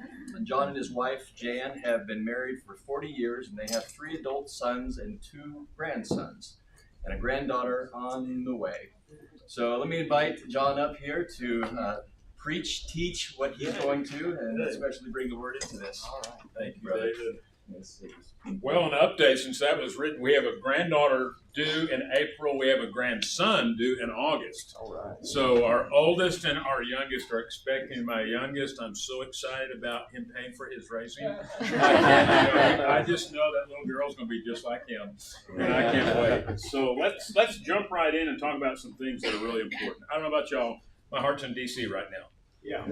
Just watching everything last night, I had a hard time sleeping. I have been on recovery missions with first responders of that nature, never on that scale, but when we have been when there's multiple fatalities, that is an unbelievable experience. It's stressful and somber at a level that I can't not possibly put in words. So as David mentioned, 34 years now, this month, 35 years in law enforcement chaplaincy. I'm currently serving very part-time on the victim services crisis team at the Lubbock Police Department. I live 1 or 2 shifts. I work night shifts, go in at 6 in the evening, get off at 2:30 in the morning. And that's a stretch for an old guy. They partnered me up with the youngest person on the team, and I'm officially the oldest person on the team. So we got the youngest and the oldest partnered up and working together. I'll talk a little bit about that here in a moment. So as you serve in ministry, whether you're serving as a preacher or an elder or just a member of the congregation, you want to serve and do things in meaningful ways. Here's some of the ministry needs you expect. And especially for those of you that are serving as preachers, you expect, as you serve a congregation, there is going to be illness among church members. And there's going to be deaths. You're going to officiate at some funerals. And you want to minister well to homebound members, especially elderly people who are homebound and due to illness can't get out very much. Discouraged members, that's a ministry in of itself. And you want to encourage, you have this great core of volunteers, you want to encourage them and encourage them well. And obviously you want to do outreach and do outreach well. Those are all the things you expect. And I'm going to talk about none of those things today. I'm going to talk about all the things that you don't expect and that you certainly didn't anticipate as you got involved in ministry or even as you are serving the congregation. So what I'm going to do today is just basically go over 7 principles of responding to a crisis. Now, here's where I'm going to really try to stick to the script and have some good solid principles. I remember going to a chaplaincy training that the police department paid for me to go, and it was fairly expensive. And one of the presenters, all he did was tell war stories. And I thought, I've been there, I've heard this. I want something really solid that I can take away. But I find myself tempted to do that. I've had so much experience that it's tempting to tell these things that are really interesting and compelling. And I will tell one, and I will say it's a story worth telling, and it involves a chocolate cake. So I'll do that at the very end. So I'll just kind of leave that little carrot dangling there, or leave that chocolate cake dangling. We're all going to want to go find us a chocolate bun cake now somewhere. So here we go. So I did a little inventory. I served the church in Granbury, Texas, right outside of Fort Worth, as a preaching minister for 20 years prior to coming on here at SIBI full-time. I grew up here in Lubbock and terrorized the streets of Lubbock. So I owe the police department, I really do, because I didn't grow up in the church, and my friends and I as students at Monterey High School, we terrorized the streets of Lubbock. So we caused crisis. We didn't respond to crisis. We caused crisis. But I did an inventory in 2023. This is in Granbury. I thought I'm going to do an inventory. What kind of crisis events did I respond to in a calendar year? This is a church. We averaged about 600 people on a Sunday morning. So I had a church member arrested, at least one. There may have been more than one, but I recall one in particular. I had an individual with immigration issues. Not somebody that was here illegally, somebody that was here in the country legally. Someone told her 8th grade son, if you'll go to that church that has the red brick over there across the street from the high school, they'll help you. That was our congregation. And so his mom and son showed up. Her English was very limited. My Spanish is very limited, but we muddled through somehow and baptized her, baptized her son. And it was really exciting. But yet she had some language barriers and some things related to immigration as far as getting a job, and we were able to help with that. So that was a crisis. We really needed to help her as a new Christian. I had a teen that approached me who was struggling with it. He believed in God. And I said, well, why don't you come by Tuesday afternoon after school? It's just right across the street. And that Tuesday afternoon after school turned into 2 years every Tuesday after school. Every Tuesday we met for 2 solid school years, and it was a blast. I had a great time. I learned more from him than he learned from me. Emotional difficulties and mental illness. You have no idea. Yeah, you do. You do know. It's pronounced and it's growing in that area. Broken families, registered sex offenders, dealing with an aging population. And here's what's shifting. I've really noticed this in my work in law enforcement. An aging population where they don't have family or even people close to them to help with their care. So you have this alarm. The boomers are aging. And I have to confess, I is one. I am a boomer. And we boomers are aging.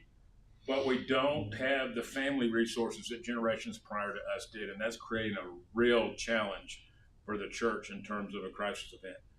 Okay, not only deaths, you expect deaths, but you don't expect those terrible, tragic, unexpected deaths. Moral failures, and then I would put in and because your wheels are turning. And you could fill in the and with a lot of crisis events that you have dealt with in your particular congregational setting. So you get the call. You are familiar with the call, aren't you? And those don't always come at 3 o'clock in the afternoon, do they? Sometimes they come at 3 o'clock in the morning. So you get the call. And so I'm going to start out very basic and get more and more specific as we go on. So the call. The first question to ask is, what is my responsibility in this situation? Because you can't do everything. You can put on your cape and think you're Superman if you want to. But I used to tell young chaplains when I was doing training for law enforcement chaplains, let those guys who drive the red fire trucks do the rescuing. And I scrapped that. I don't say that anymore. Now I say, let God do the rescuing. He has rescued us from the dominion of darkness and brought us into the kingdom of the Son he loves. Amen. Let him do the rescuing. We're not rescuers. We are simply servants. We are instruments of righteousness. So with that in mind, what kind of instrument can I be? What has God equipped me uniquely to do in this situation? You've got to ask yourself that question maybe in a split second. Because after all, you got the call. And so you can't swoop down and do everything. But what can you do? So on that note, to take it to the next level, then how can others assist and respond as well? You have elders or you have people in your congregation who are uniquely suited to do particular things. I think this is a truth. A solo response is seldom a good response. Okay, I'm of a mind to go Lone Ranger. Working on the crisis team here, I love having a partner. We go in partners. Everything we do in partners. And I love having partners because they bring strengths that I don't have. Some of my partners are bilingual, and that's really an asset here in Lubbock. So a solo response is seldom a good one. And before you make promises, think. What boundaries need to be put in place? Don't think about that later, because that's typically what we do. We get ourselves in some kind of mess, and we've painted ourselves in a corner, and we've gotten overwhelmed, and you think, I probably should have put some boundaries in place. So think about boundaries ahead of time. What about timing? So you can't solve everything at 3 o'clock in the morning. I had a professor when I was in school for theories of counseling, and he said that a lady called him at 1 o'clock in the morning very distraught. Her husband was very angry. He took a bowling ball and threw it through the television set. And she said, Dr. Faulkner, would you come over and help us? And he said, he looked at us, and this is Paul Faulkner, who's deceased now, and some of y'all will remember him. And he said, I told her to come at 9 o'clock tomorrow morning at my office. And I thought, that story has always stayed with me. That's been over 40 years ago, but it's still stayed with me. So what about timing? What can you do right now, and what can occur later? Not everything has to be addressed at this very moment. And if this is something that impacts the church, what can be communicated to the church? So, for example, one Memorial Day weekend, late on Friday afternoon, I had my whole family with me. And we're looking forward to a little long weekend, a preacher's long weekend, where you have Friday, Saturday, you preach on Sunday, then you resume on Monday. You know what a preacher's holiday weekend looks like. One of my elders called 1 o'clock in the afternoon on Friday, and his 45-year-old wife had taken her own life. Okay, this is an elder's wife. My children had been swimming at their home. She was always very kind to my kids. My kids were little then. So not only do I have to think about how am I going to minister to this elder and his family of 4 boys, but what at this juncture can I communicate to the church, and what's confidential? That we'll get into confidentiality in a little more detail here in just a moment. And obviously it's important to consider the needs of your family. So what's high priority, what's not? I remember getting called out on a death in the ER of a church member on Christmas Eve as we were opening Christmas presents. But that's a death. I went. Now, had it been something other than that, I would have said, we're opening Christmas presents. My family's going to take precedent. People don't die at convenient times. That's just a reality of life. So what have I learned from serving a law enforcement context? 30, 45 years, you learned something, you would hope.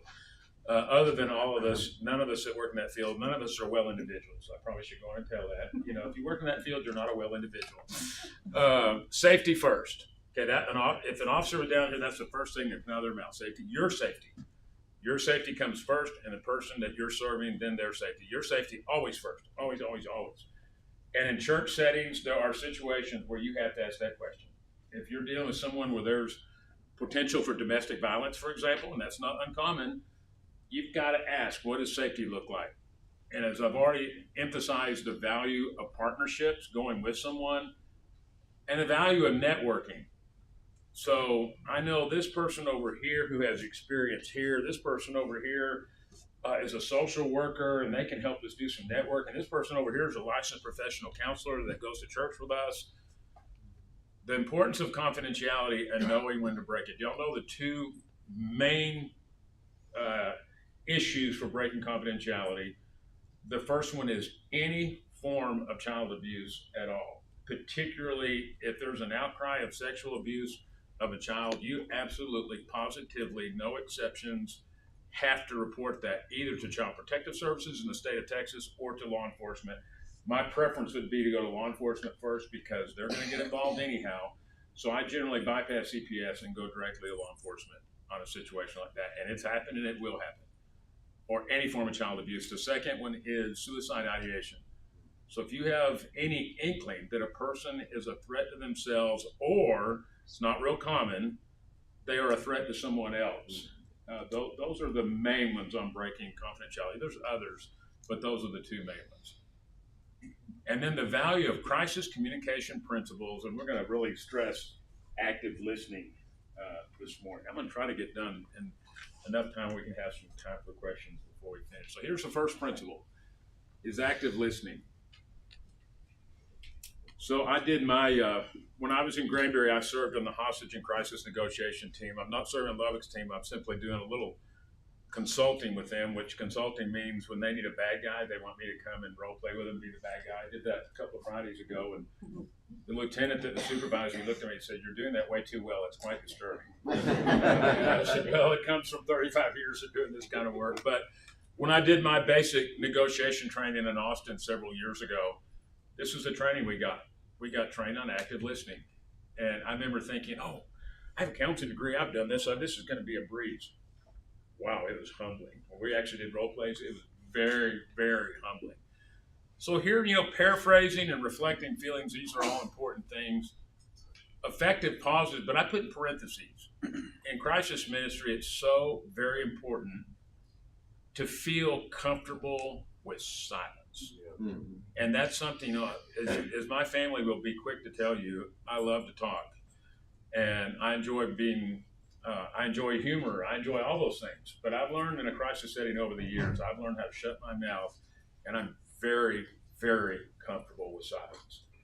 And that's so important. I can't stress that enough. Ministry of presence.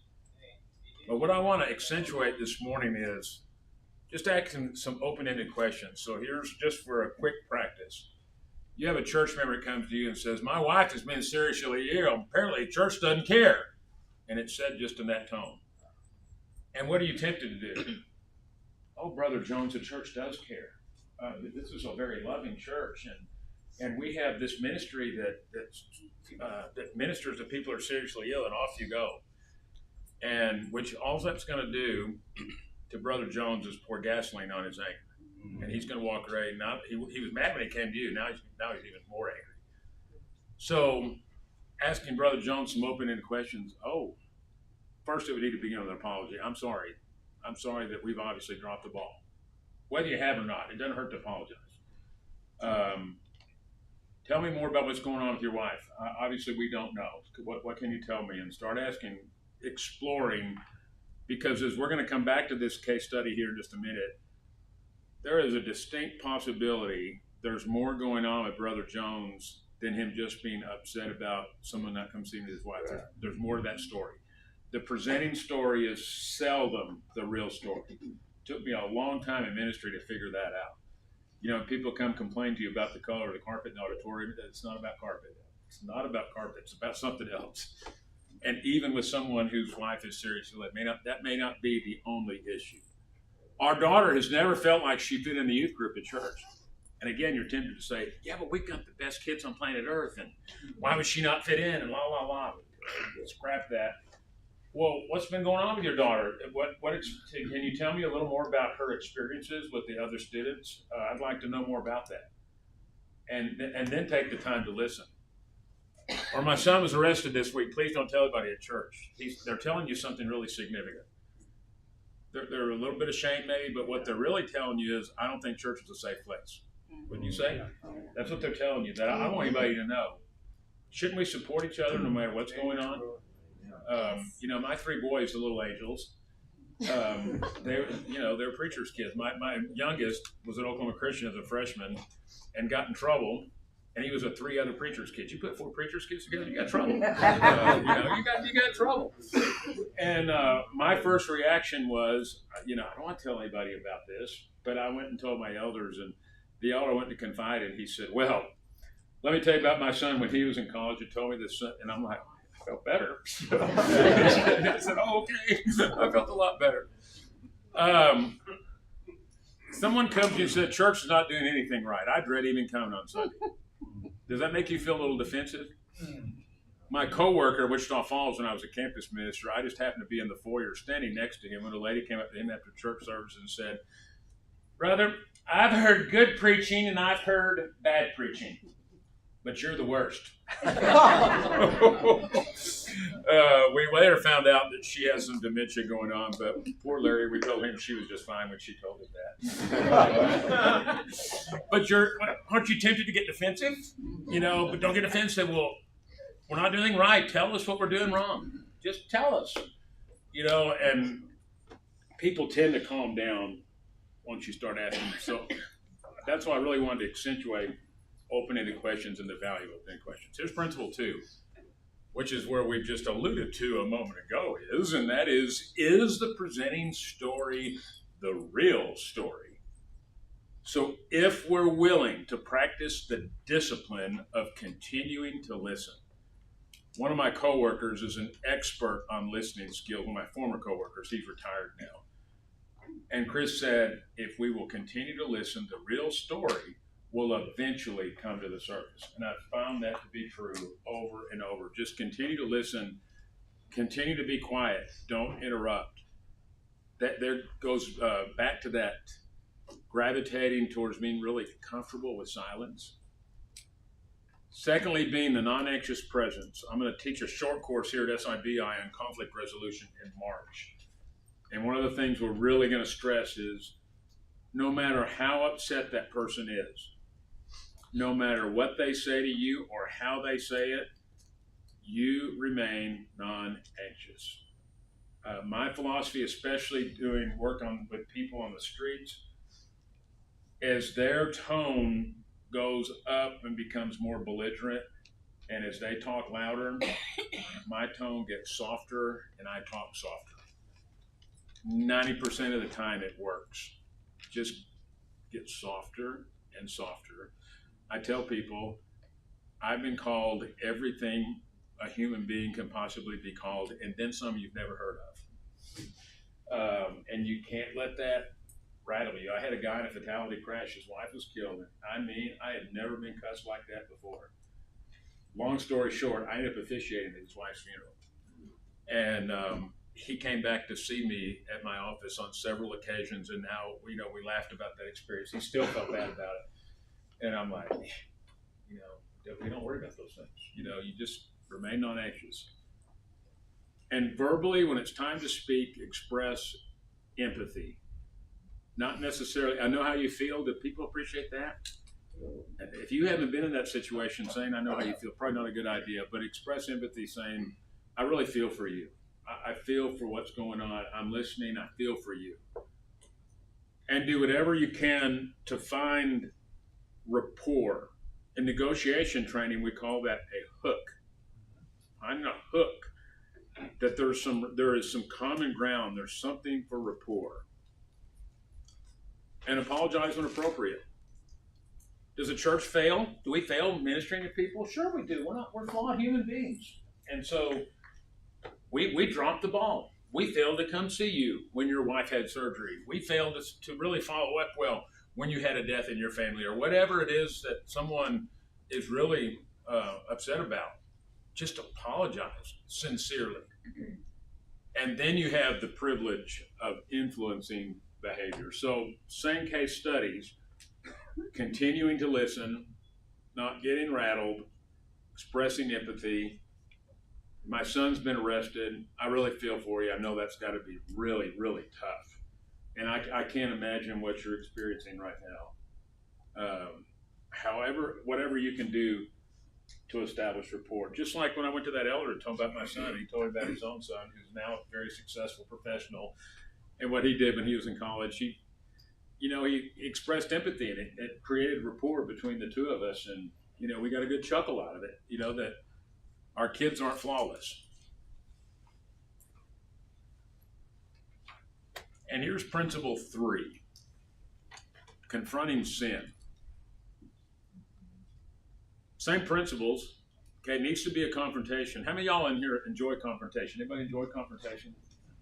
What I'm going to, in the conflict class, one of the things I'm going to stress is everybody falls on a conflict continuum.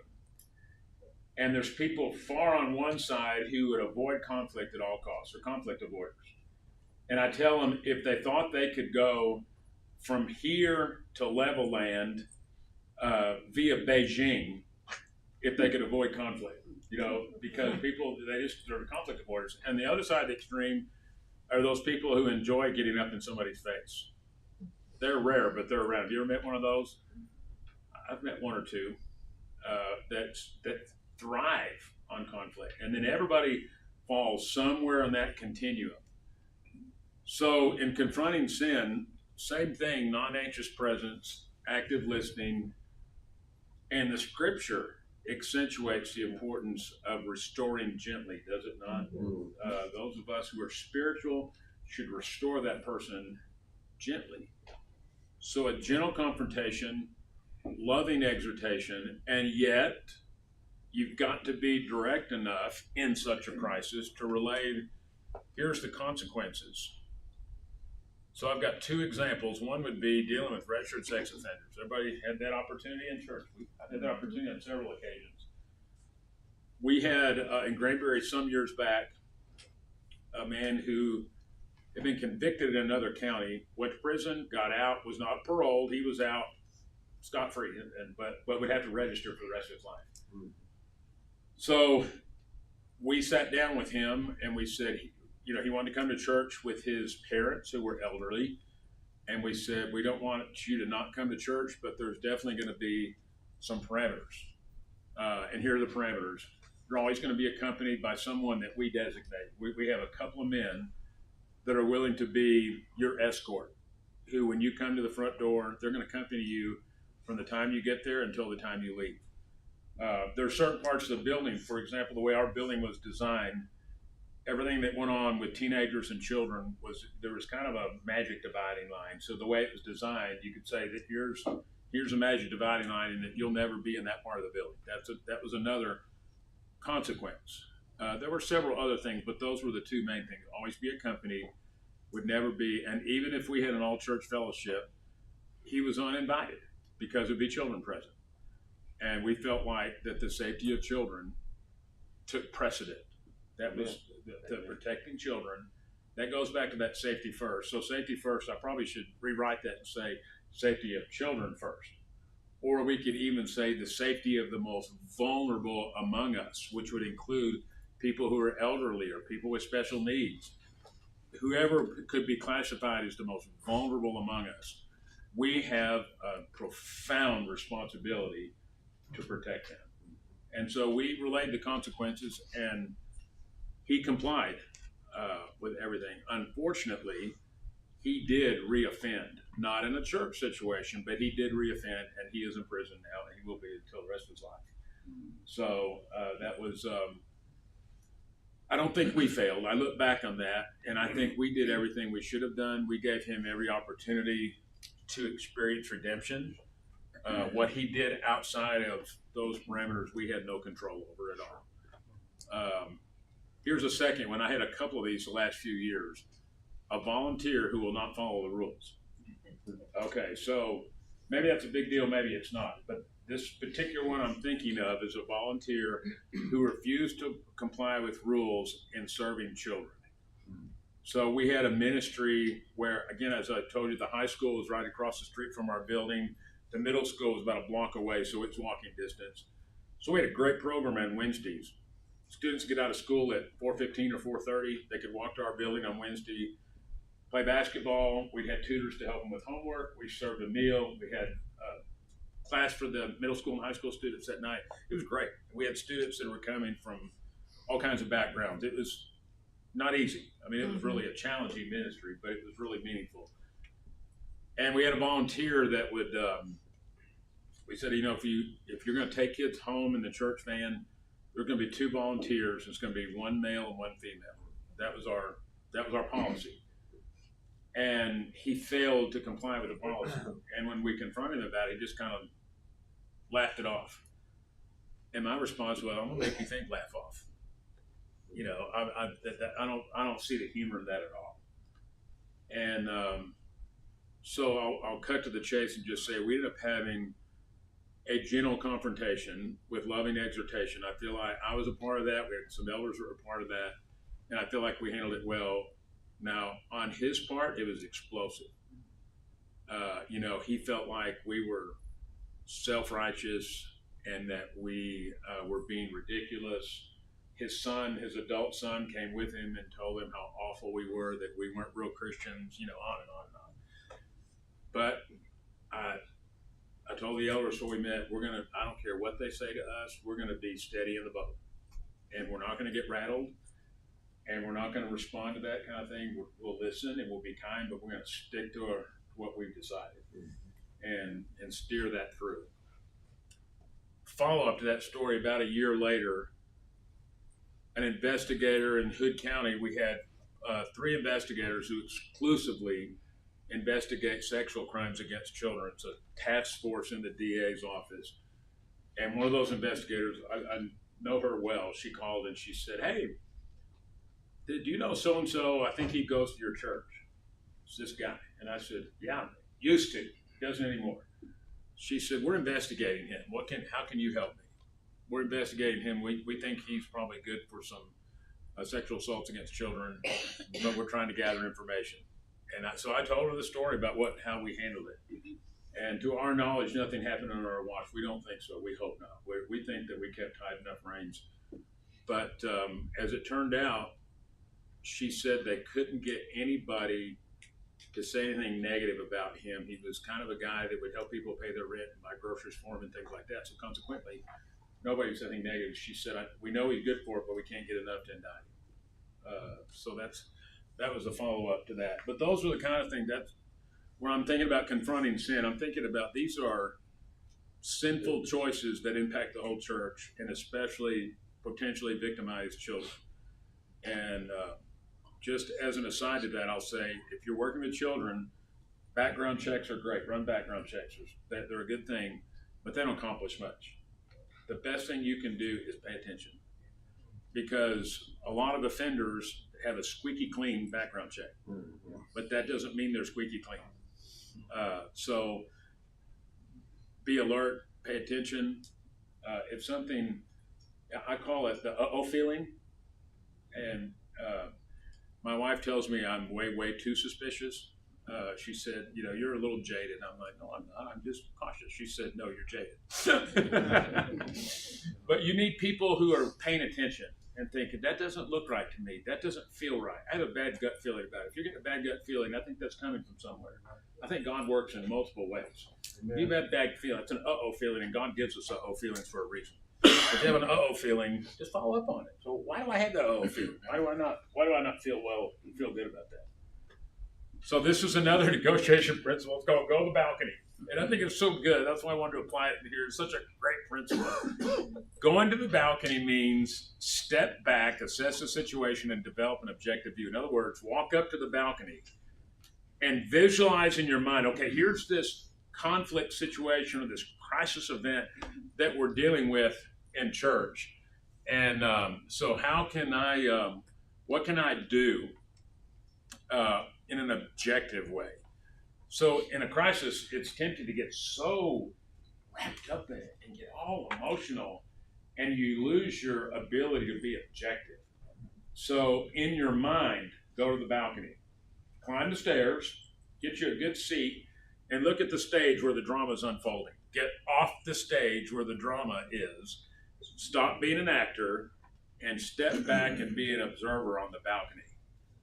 And suspend your reaction. Just, let your blood pressure come down and take a little time to reflect and use that part of your brain that's not emotional, almost detach just a little bit to let the logical part of your brain function. And ask yourself, what's the goal here? What are we trying to do? Because when you get in a crisis, you start spinning. And everybody's emotional, and everybody's emotions are running high. And so just stop. What is the goal here? What are we trying to do? Oh, we're trying to help this family that's had an unexpected death. But we've gotten so caught up in all the emotion driving it.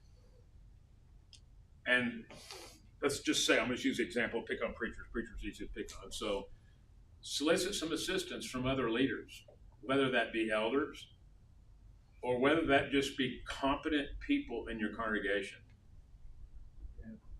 And competent people, they are not necessarily mental health professionals. They can be. But y'all know people in your congregation that are just wise, thoughtful, that tend to be non-anxious people just because God wired them that way. Seek that person out, that person who's the ultimate non-anxious presence, who's calm. I had a coworker in Granbury. He served the church there as the adult education minister for 30 years. And one of the best coworkers I've ever had.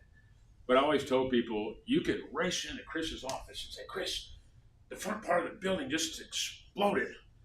And he would say, okay, brother, what do you think we should do now? In that tone of voice. It aggravated me. But Chris is the kind of guy, I could go in his office and sit down and I could be, rattled about something. In about 5 minutes, my blood pressure would start coming down. He was just so calm. And when he did speak, his words were wise. He always had thoughtful things to say. Well, in this very calm tone, I think we ought to do this. And before I knew it, I was speaking more calmly because he was rubbing off on me.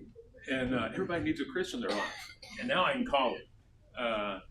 He thinks I have a twisted sense of humor, which I do. And he enjoys my humor. I enjoy his calmness. So we complement each other. We've been friends for a long time now. renew your commitment to be in the non-anxious presence I mentioned, and just as you go to the balcony, this is the time to pray.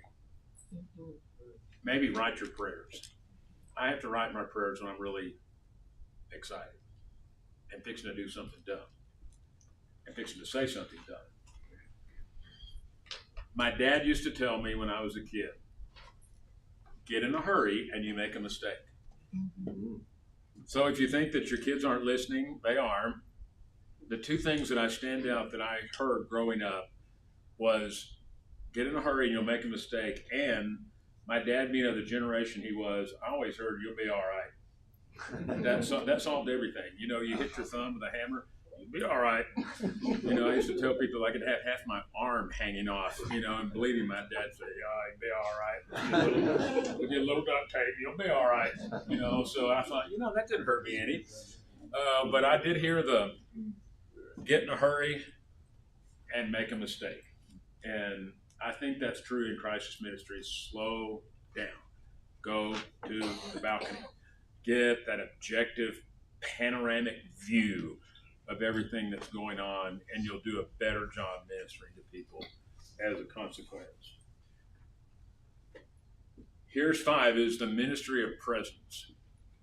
Isn't it true, and I put as Christians, and I would probably put in parentheses as preachers especially, as Christians, we often feel the pressure to exhort exclusively. We feel like, I need to say something profound. I need to quote some scripture. I need to preach to them. So, if the staff at Sunset asked me this afternoon to go to the ER at University Medical Center because there's been an unexpected death or there's been a horrible accident, somebody's hurt seriously, does that family want me to preach to them? No. I mean, I'm fully capable. I can do it from heart. Is that going to help them? Not in that setting. I mentioned I preached here at Sunset this past Sunday night, and I said, when there's a major event, and I've been on, I added up the other day, I've been over on well over 125 death notifications with officers over the years. And I was just sharing a particular death notification I delivered where a man died of a heroin overdose, and we went to notify his mother. And I was talking about the very presence of God in such circumstances, and I said, you know, that's not the time for sermons. But I mentioned on Sunday night, but I said, but right now is. And we so preached on Psalm 139 and the reality of God's presence. So we feel obligated to have spiritually insightful comments or say something wise or particularly profound. And that's not necessary. I think we also feel compelled to bring immediate solutions. Have y'all ever wanted a magic wand? I've been on so many calls, I think, oh, if the Lord would give you a magic wand, I could solve this. You know, let me wave it. I want to wave. I've always wanted a magic wand in my back pocket. And God has chosen in his infinite wisdom not to give us any magic wands. Or, on the other extreme, you don't know what to say. And so what do? You stay home. I don't know what to say. They've had this terrible event in their life. I don't know what to say. I feel uncomfortable. I think I'll just stay home. I just think I will not go. Big mistake. Then we do nothing. And then that Brother Jones comes and says, my wife is seriously ill. Nobody reached out. And why did they reach out? Because they didn't know what to say and they felt uncomfortable.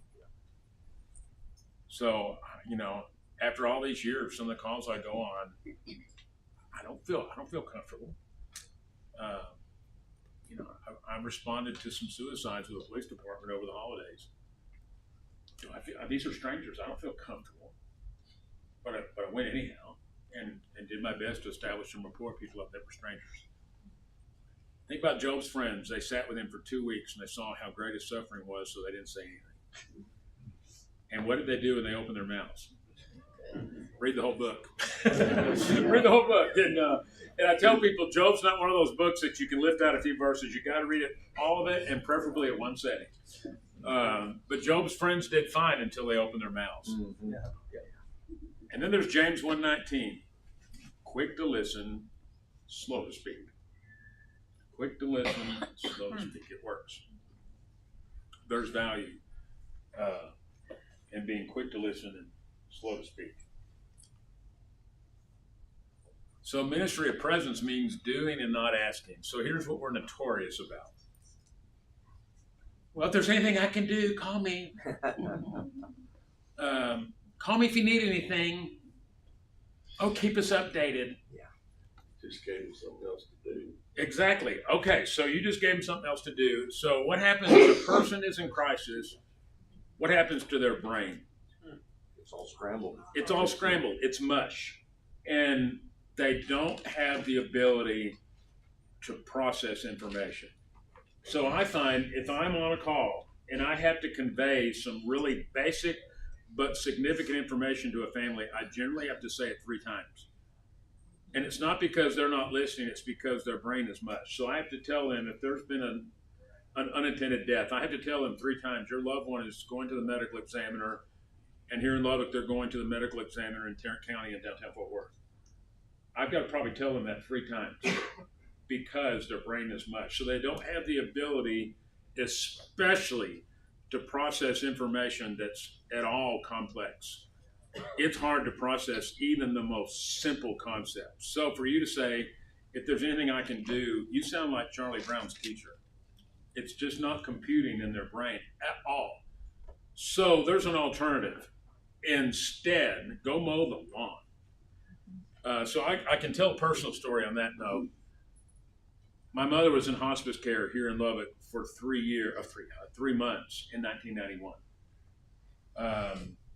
I was a minister in Wichita Falls. I was the campus minister at Midwestern State at the time. And I burned out the highway between Lubbock and Wichita Falls. She was staying at my sister's home, who lives here. But I came in to help when I could. And several things that happened during that time period. One is I had a church member, if you're wondering what you can do to a person in crisis.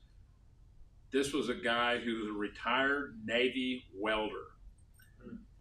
As crusty and salty as any guy I have ever met. I mean, you're talking about rough around the edges. And he would come up to me after church in his gruff tone. How's your mom doing? Well, she's declining. He'd say, I'm very sorry. Here, you're going to need some gas money. And he'd put a $50 bill in my pocket. Now, in 1991, $50 went a ways for some gas. And he did that repeatedly. Every time I was actually in church on Sunday, Don would come up and he put a $50 bill in my pocket. That's ministering to somebody in crisis. How meaningful. My crusty, salty friend who had a heart of pure gold. So the other thing that happened, my mother was very, very particular about her yard. My mother was a Southern belle, and everything had to be proper. Proper is spelled P-R-O-P-A, not P-R-O-P-E-R. It's proper. And so every time I'd come to town, out of respect for my mother, I would go check her yard.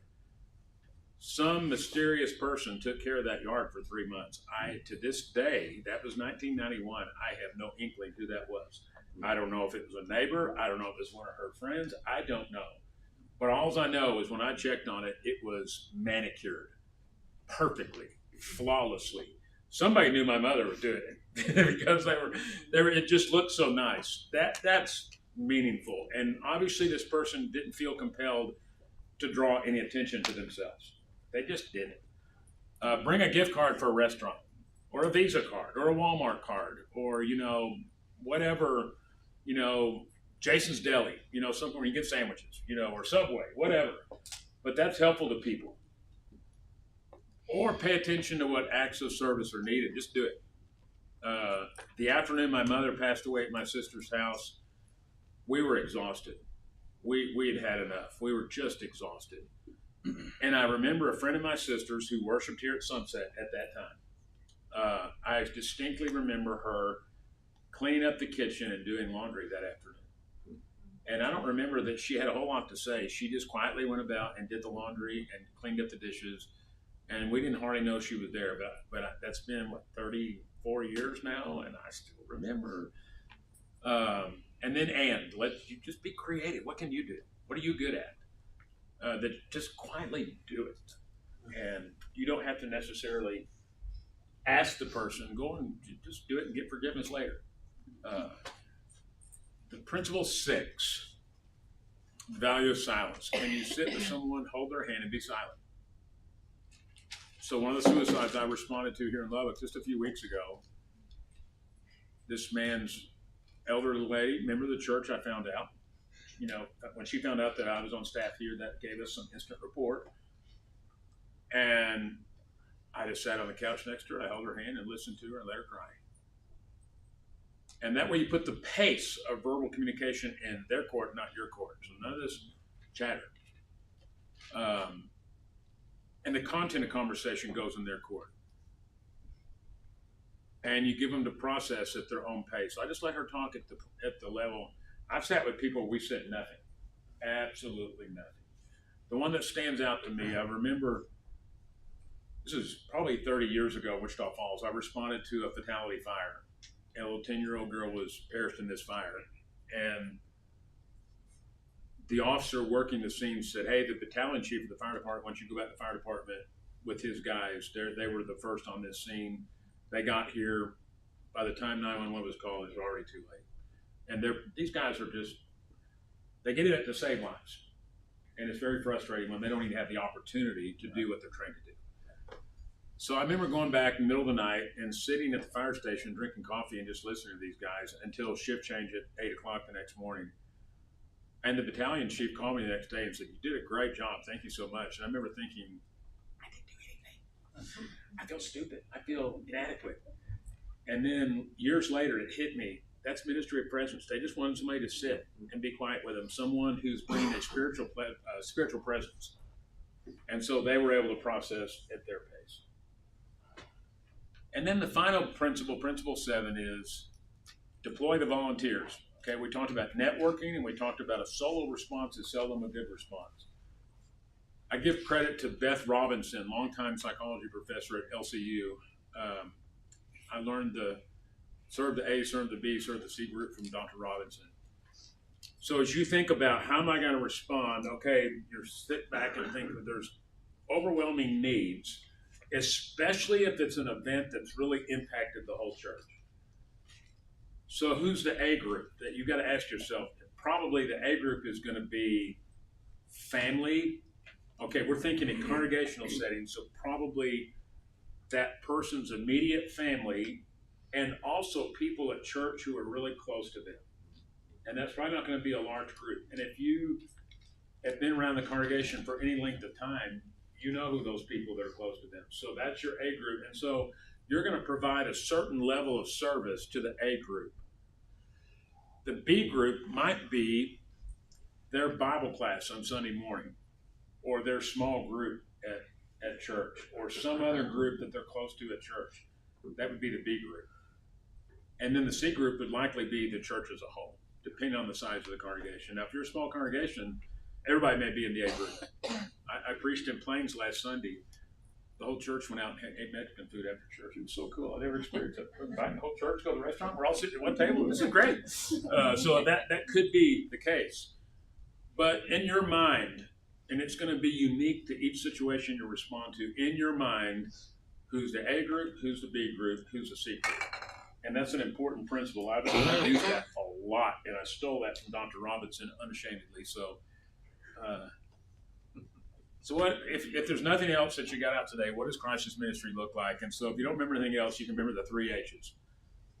The 3 H's are hurry. No excuses, none of this, I don't know what to say.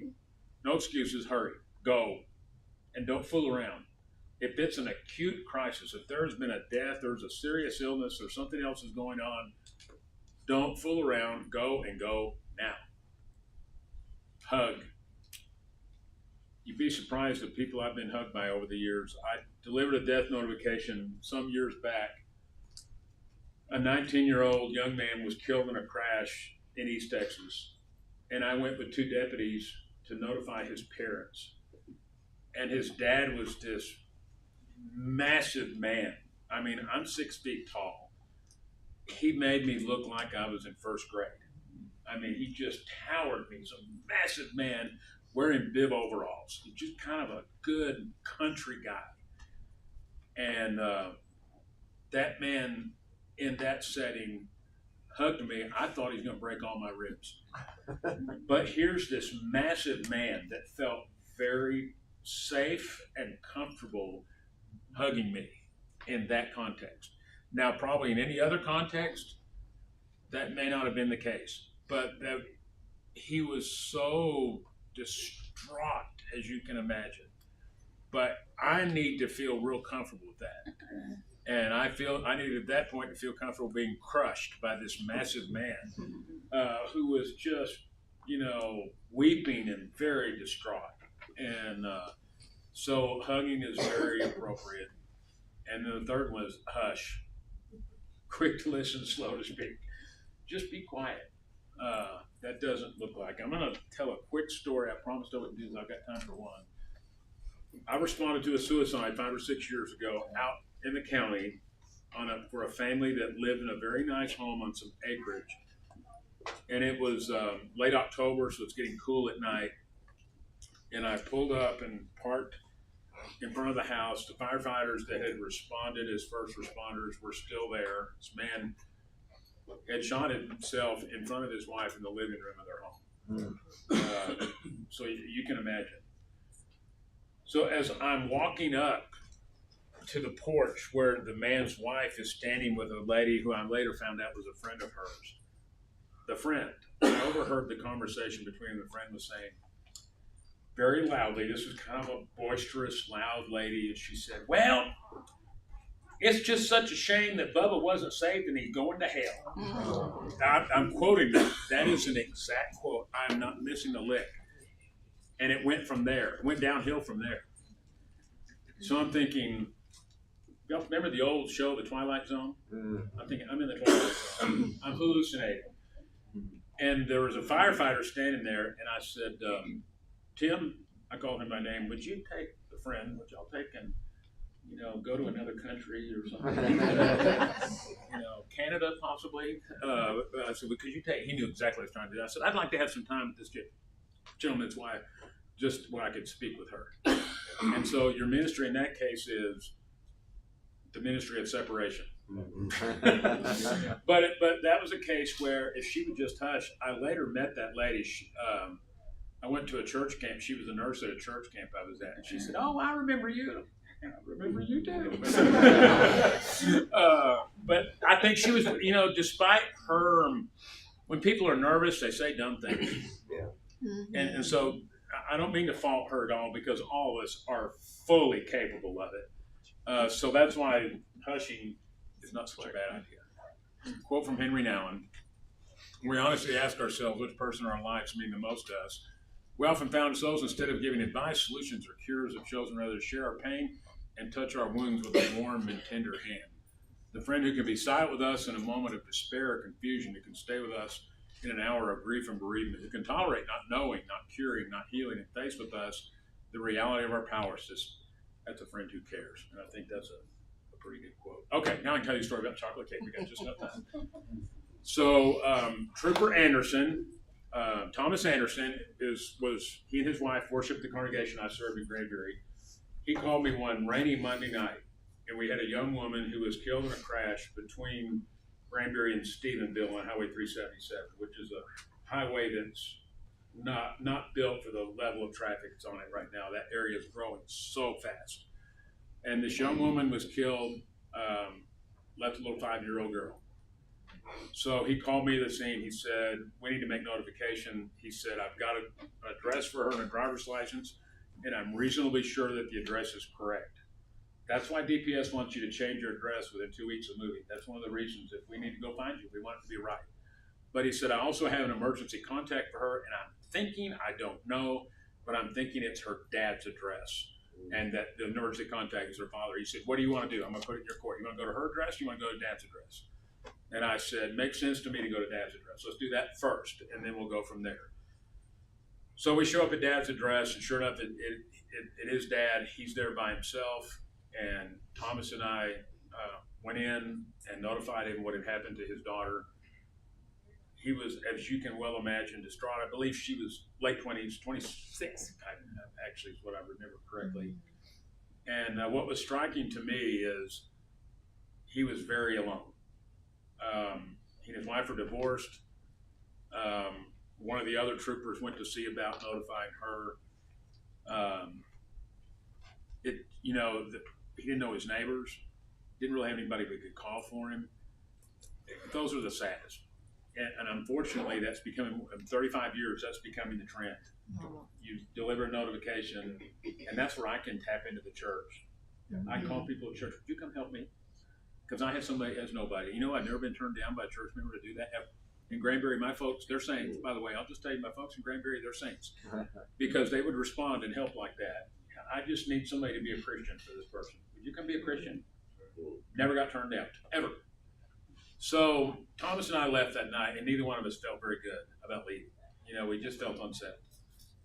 And he called me the next morning. Now, I wish I had a picture of Thomas. Thomas would give his grandmother a ticket. He just has the look on his face. He's a big, strapping guy. No nonsense. He's all business.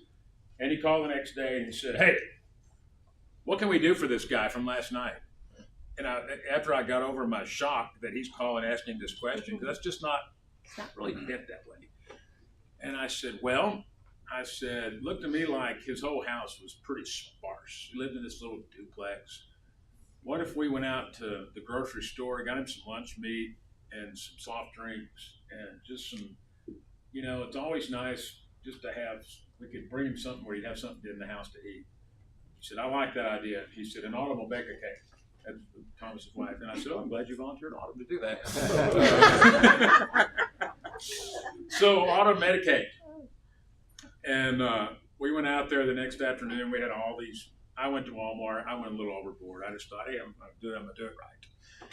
And Thomas had this cake, and I had all these Walmart sacks. We knocked on this guy's door. And at first, he didn't recognize us. And he said, y'all look different out of your uniforms. And of course, he realized how that came across. And we all started laughing. And he invited us in. And I said, well, sir, we want to bring y'all some groceries. And Thomas's wife baked you a cake. And that man sat on his couch and wept because somebody cared. And I get emotional talking about it. It's been several years ago.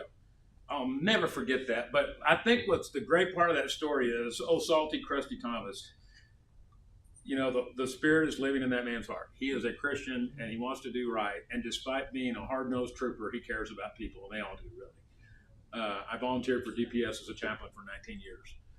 And they're a privilege to work with. But they all look about like this picture, firm, steady, but they have hearts too. And so to do those kind of things is the essence of crisis ministry. So I've left exactly 3 minutes for questions. I apologize. I meant to leave more time to have questions. Real fast. What have I learned in 35 years? Number of people not in support systems is going down. Chattering friends cause destruction. We referenced that. Consistency and good things happen in the church. No better to say.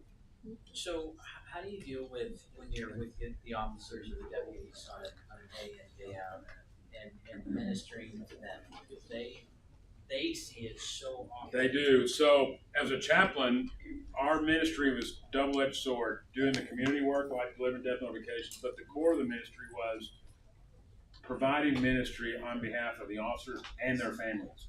I spent a lot of time down there, and so police officers are quick to trust, as you know. You know what I mean? Yeah. It took a couple of years, and this is one case where my gray hair helped me. Gray hair and experience, they valued experience. They couldn't care less if you have a degree in underwater basket weaving, but they value experience. And so we were able to ride along with them on shift anytime we wanted to. And I learned, if I'm going down there, if I wasn't ready to ride, I better not go down there because they'd rope you in. Oh, come out and ride with me. We'll just be out in about an hour. They're lying. Yeah. They get their excuse. Oh, we're fixing to meet so-and-so to get a Coke over here at the convenience store. We'll just stay out another hour. You look up, you've been out with them 8 hours. Yeah. So, yeah, lots of ride-along opportunities. And, I've had lots of conversations. The amount of spiritual darkness they're exposed to is absolutely overwhelming. And it's not the dramatic stuff that you see on KCBD here in Lubbock. It's the day-to-day grind. It's the seeing children who are not being cared for well. It's seeing domestic violence. It's seeing things that you can't solve day in and day out. It's spiritual darkness. And I felt like what we did as chaplains, our intent was to shine light in a very dark environment. It's a really good question. And so, do you have any books or lectures or something that you can recommend? Because this is something that is challenging. How to talk to people in distressing situations. Very good. A lot of times it doesn't come natural. Yes. I'm trying to think of some of the best books. There are several books on crisis ministry. My mind goes blank. I could have a whole. I can actually give you a bibliography of good stuff. Yeah, there is good stuff out there. There's a book that for church members especially I think is good when helping hurts. That can be good because that addresses both sides of the spectrum, helping but also not over helping. Mm-hmm. Boundaries by Henry Cloud is excellent.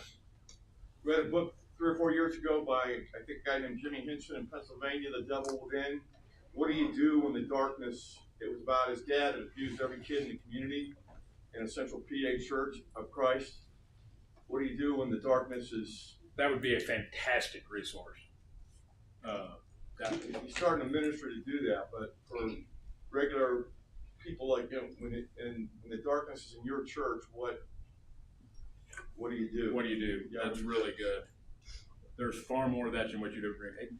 What would be your advice for someone who's like younger and wanting to get into this field of work, especially like counseling, crisis ministry? Right. I think there's outside a congregational setting, there's ample opportunity in most communities to volunteer, like volunteer at domestic crisis shelter, for example, or depending on age, you can volunteer for law enforcement agencies that do different things. But yeah, there's lots of nonprofits that are serving in different ways. Lubbock has got lots of opportunity to volunteer. Yeah, find your niche. I think every preacher should find their niche in the community to reach out. This has been my niche over the years, but that's to be everybody's niche. But every preacher should have a niche of outreach. The church in Granbury serves every first responder a home cooked meal every Tuesday at lunch. Right. They serve 80 to 85 people every single Tuesday, and it's amazing. They've done it for 10 years.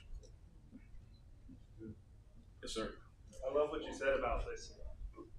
Active listening. Active listening. It's so important for us to support each other with love.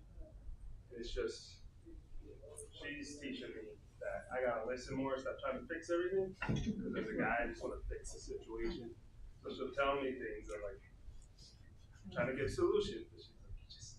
And especially, you can't fix things when a person's brain is mush. There's not much fixing can occur. Too much problem. Yes, sir. Is mental illness incidents growing? It's skyrocketing. Well, why is that, do you think? I think there's a lot of reasons. I think breakdown of the nuclear family. That's my personal opinion. I think that social media is not helping any. Just to give you an example, I had 2 teen suicides back-to-back nights. I had a 17-year-old girl on Friday night and a 13-year-old girl on Saturday night. Yeah. Back-to-back nights. That was in 23. A cell phone. Yeah. So that's not, those are 2 big ones, breakdown of family. But like with the little 13-year-old girl, this girl could not have come from a nicer family. And that's why it was so heartbreaking. All of us that worked that call, I bet every one of those detectives who went home that night were just like me. We went home and cried. Yeah. How can you not? You know, how can you reach out to a family who lost their 13-year-old and just not be overcome with emotion? Thanks. I know we have brown bag, not brown bag, we have brown bag down here. I'm thinking SIDI staff. We have brown or box lunches at the Family Life Center, I guess, if you have your ticket. And so thanks, y'all, for participating. Thank you. Thank you, John.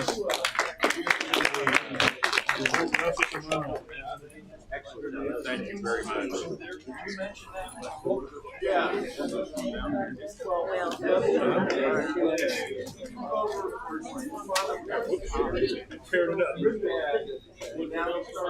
Yes, sir. Yes, sir. Good to see you.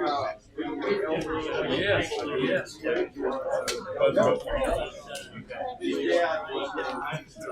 Everybody. That was smart. Didn't see the You know, I up with her head when he was in Enid. I roped him in the car. Now they've done a party for not crossing that line. Now, just here in the last few days. It's going. Good.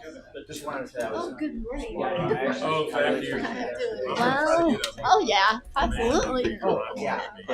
Y'all having a good? So far, so good. Excellent, excellent. Please, yeah. Fancying your son. Just send it He to is. me. He is. Okay. Yeah, perfect. I told, Yeah. I told Jim. I asked He was him in the an other day. accident last He night. would change He got hit in a run, but he is perfectly well, and we don't care Yeah, about the they have you rest. sign a But liability his release. car is That's what totaled, they and test. it's a lot of emotion But, for him. yeah, I usually we're trying to. I know, he's so Especially sad. vacation. But I was like, who cares? You're alive and perfectly well on my land. We could be in the hospital right now, and you're here. That's what matters. Yeah, I'd love to have you. Yes, I do not. And it wasn't his fault. I'm for first year This students. was so good. You're I welcome. thought, Sit and, in. We'll see. I'm technically